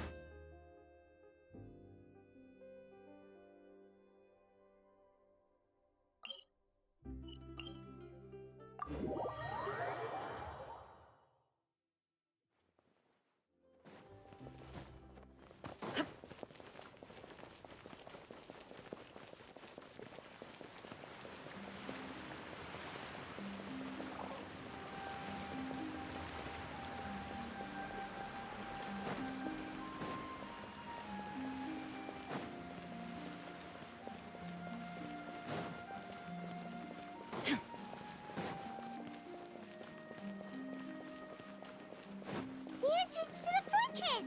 Ooh, he really is there!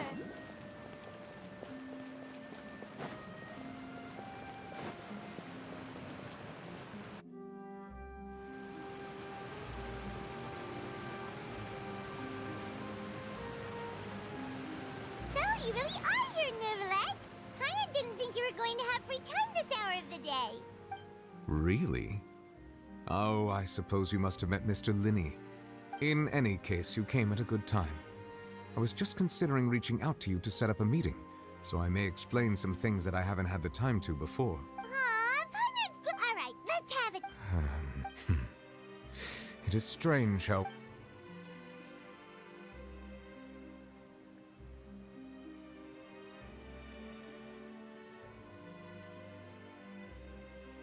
Whoa.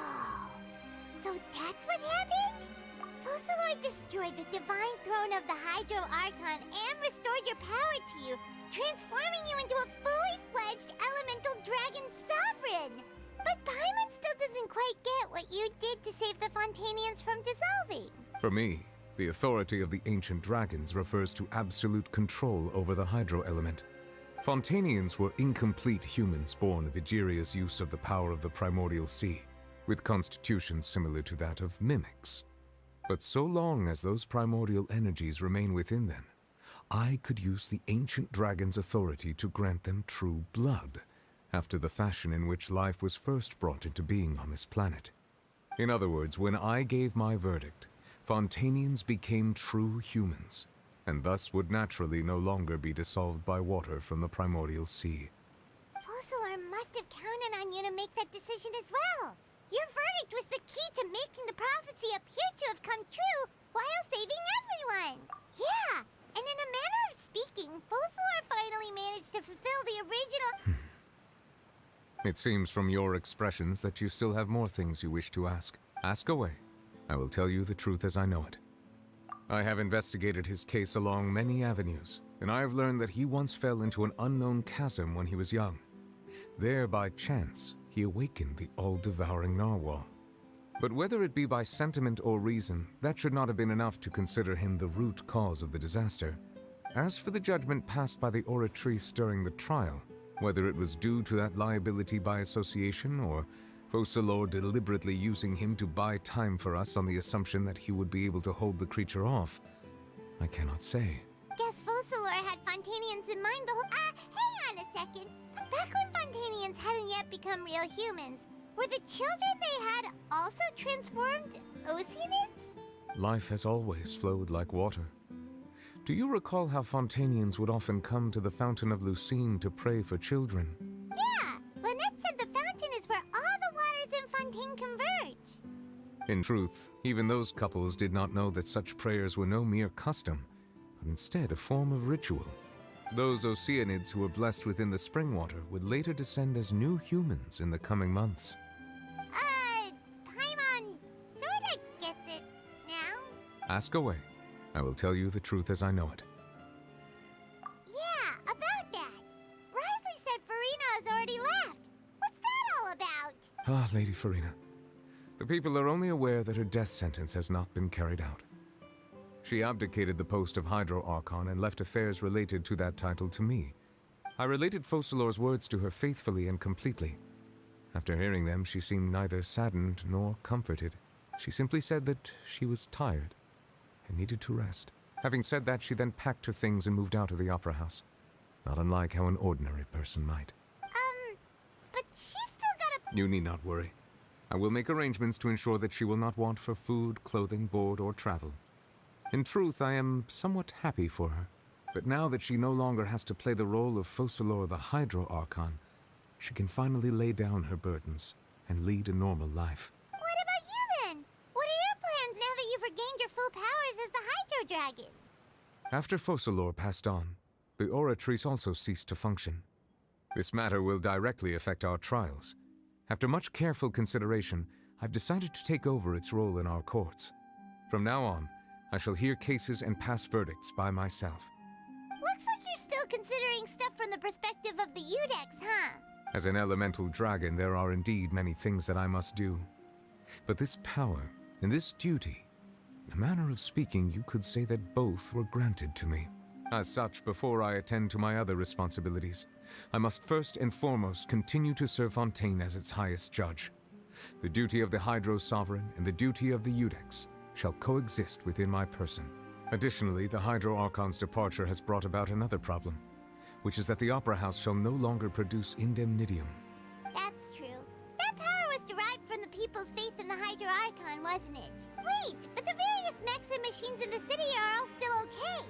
Where are they getting their energy from? As I am now, I have full command over New Musia, and it can serve as a complete substitute. Another reason why I cannot quite leave Fontaine immediately. Wow. This ancient dragon's authority stuff is really quite useful, huh? Ask away. I will tell you the truth as I know it. Oh, that's right! They say you've given it to the knave as a diplomatic gift or something! Leaving aside their intentionality, the two Fatui Harbingers have indeed done much for us during this crisis. Their sole remaining goal in Fontaine, at least at this point, would seem to be the Gnosis. The Oratrice has ceased to function. The Hydro Archon's divine throne is now no more, and I do not need the Gnosis's power. As such, it has lost all meaning for Fontaine. If the Fatui have impure designs, then we might as well accede to their request now, and avoid unnecessary conflict. What complicated considerations? Paimon thought you were just giving it to them out of gratitude to the knave and as an apology to Child. Ask away. I will tell you the truth as I know it. You will soon be heading to Natlan, I presume. I'm afraid that I have little talent as a travel guide, so all I can do is tell you what I know about that land. As far as I'm aware, Natlan can be said to be a nation of dragons. A nation of dragons? You mean like you? No, I suspect that I would not find myself welcome there. Unlike ancient dragons such as myself, the dragons of Natlan have undergone long years of development and evolution. Large numbers of them have entered a form of coexistence with humanity. Natlan is also the nation of war. War ravages those lands like an undying flame. There is one other piece of information I got incidentally from my negotiations with the Knave that I believe may be useful to you. The Harbinger known as the Captain has thrown his hat into the endless ring of war. Captain. Sounds like a real tough customer. I suggest that you fully prepare yourself before going to Natlan. Ask away. I will tell you the truth as I know it. Hang on a sec. Paimon's still got a question about Gnosis. When we spoke to Linny earlier, he mentioned that your attitude towards giving away the Gnosis had clearly changed. We guessed that there might be some reason for it that only you were aware of. No wonder the House of the Hearth is the Fatui's intelligence division. They are certainly sharp. So regarding this specific issue, I was just getting ready to share something with you. What is it? In truth, I exchanged some further words with that lady named Skirk after sending you two back to the surface. It went something like this.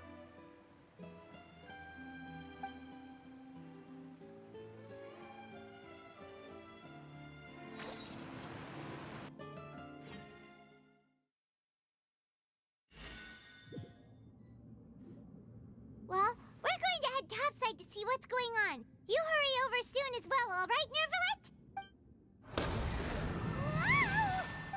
What next? The all-devouring narwhal isn't here, so I'm no longer getting any interference. I can finally catch the scent of your power, what it's made of. It is the authority of the planet's primordial dragons, but with something very similar to a god's curse mixed in. It's quite a novel blend. I'm sure I've encountered something like this before. What was it again? I do not know what you speak of. Ah, of course. How could I forget? You should have the remains of the third descender on your person, yes? Remains? I've never heard of any such thing. Huh. According to your parlance, I believe it may be called a gnosis. Well, that much is true. After Focalor's divinity faded, she handed her gnosis to me. But I fear I have never heard of it described in the manner that you just did. I've been training with my master, the Fowl, ever since I was young, and I have never returned to the surface since. So most of the information I possess, I got from him. It is only natural for those who are greater than humanity to possess a different sort of common sense, which is why there are so many problems in our attempts to communicate with humans. Regardless, you should probably get rid of objects of misfortune to prevent any disasters from befalling you. To live in itself is a blessing. But once a person dies, the bonds he once had with this world shall all turn to curses. What do you mean by that? No need to fret. These are just my personal thoughts. This third descender you refer to, who are they? And when did they die? Master never mentioned them to me. If you're interested, though, I could ask him. Next time. You believe we will meet again? I do. Wait. I have a disciple of my own, don't I? He can be the messenger, then.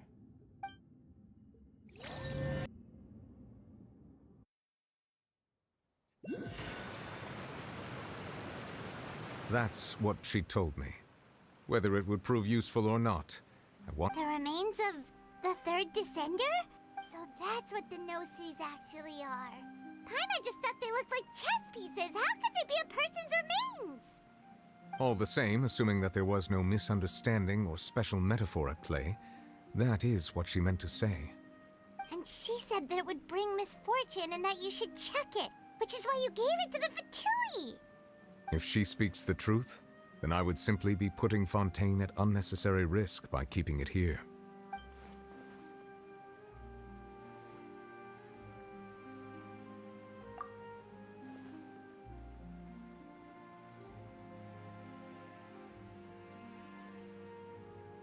I had guessed that you might already be familiar with this concept, but I did not expect you to be one of them.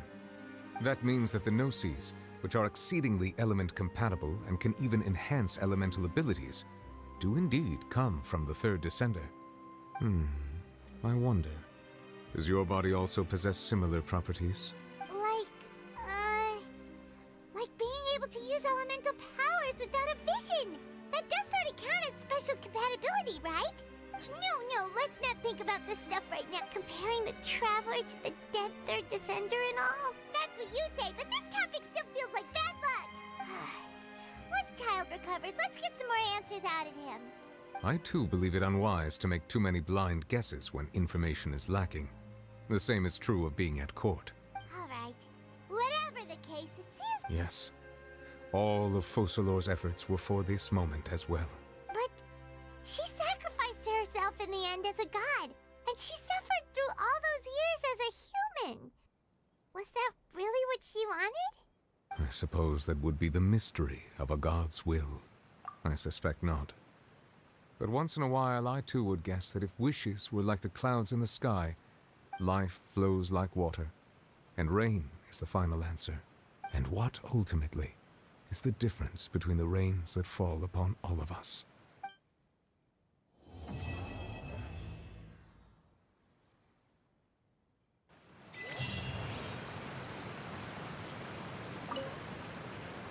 It seems from your expressions that you still have... Ask away.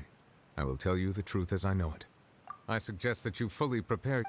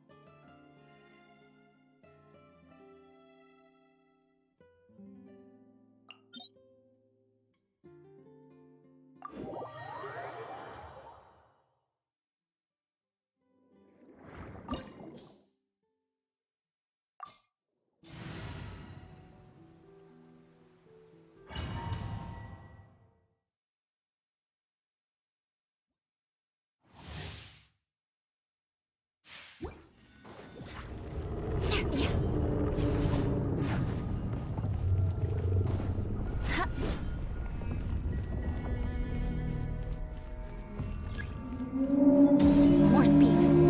Lights out. Yeah!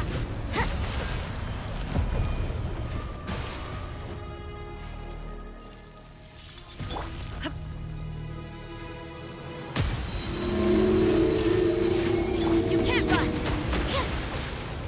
Crush!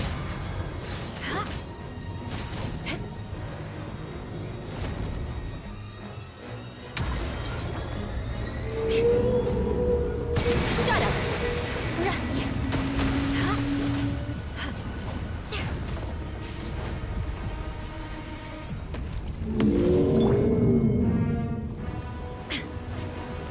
Shine down! Crush!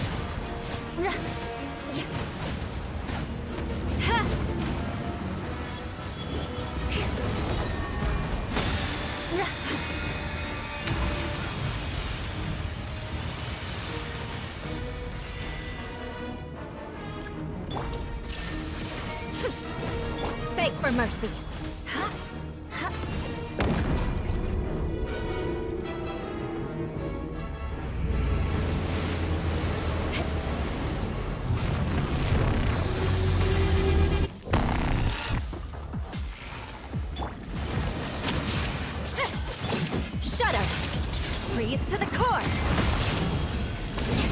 for mercy. Let's keep going, team. You had your chance. Yeah! Yeah! Shiver! Yeah! Crush! Torn to oblivion! Illusion shattered!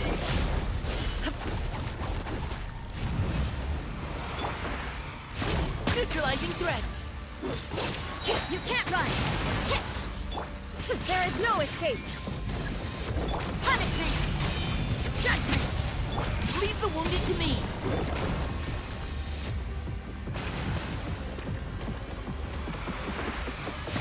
You can't run! Yeah! Illusion shattered! Final warning. Shudder!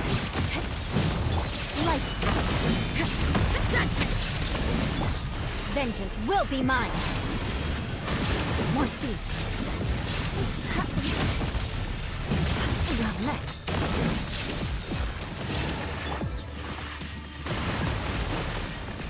Precision strike. Now's our chance.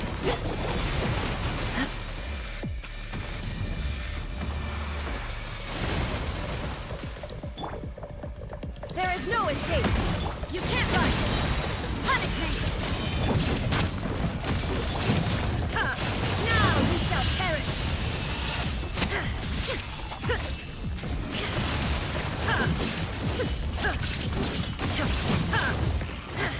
Judgment! Shiver!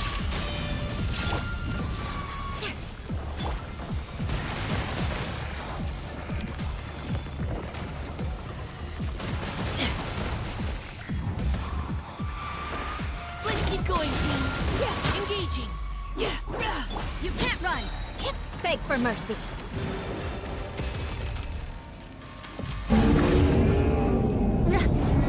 Punishment! Illusion shattered! Inazuma shines eternal! Freeze to the core! Shudder!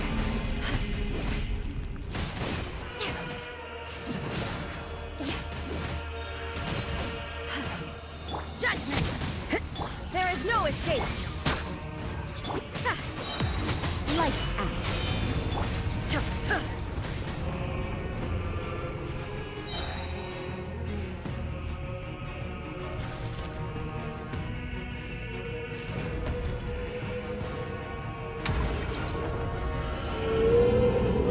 Torn to oblivion!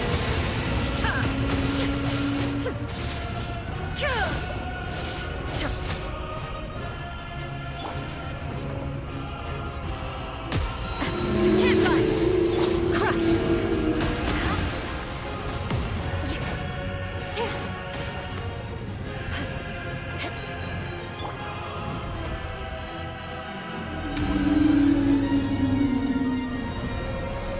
Judgment! Shine down! Shudder! More speed! Vengeance will be mine!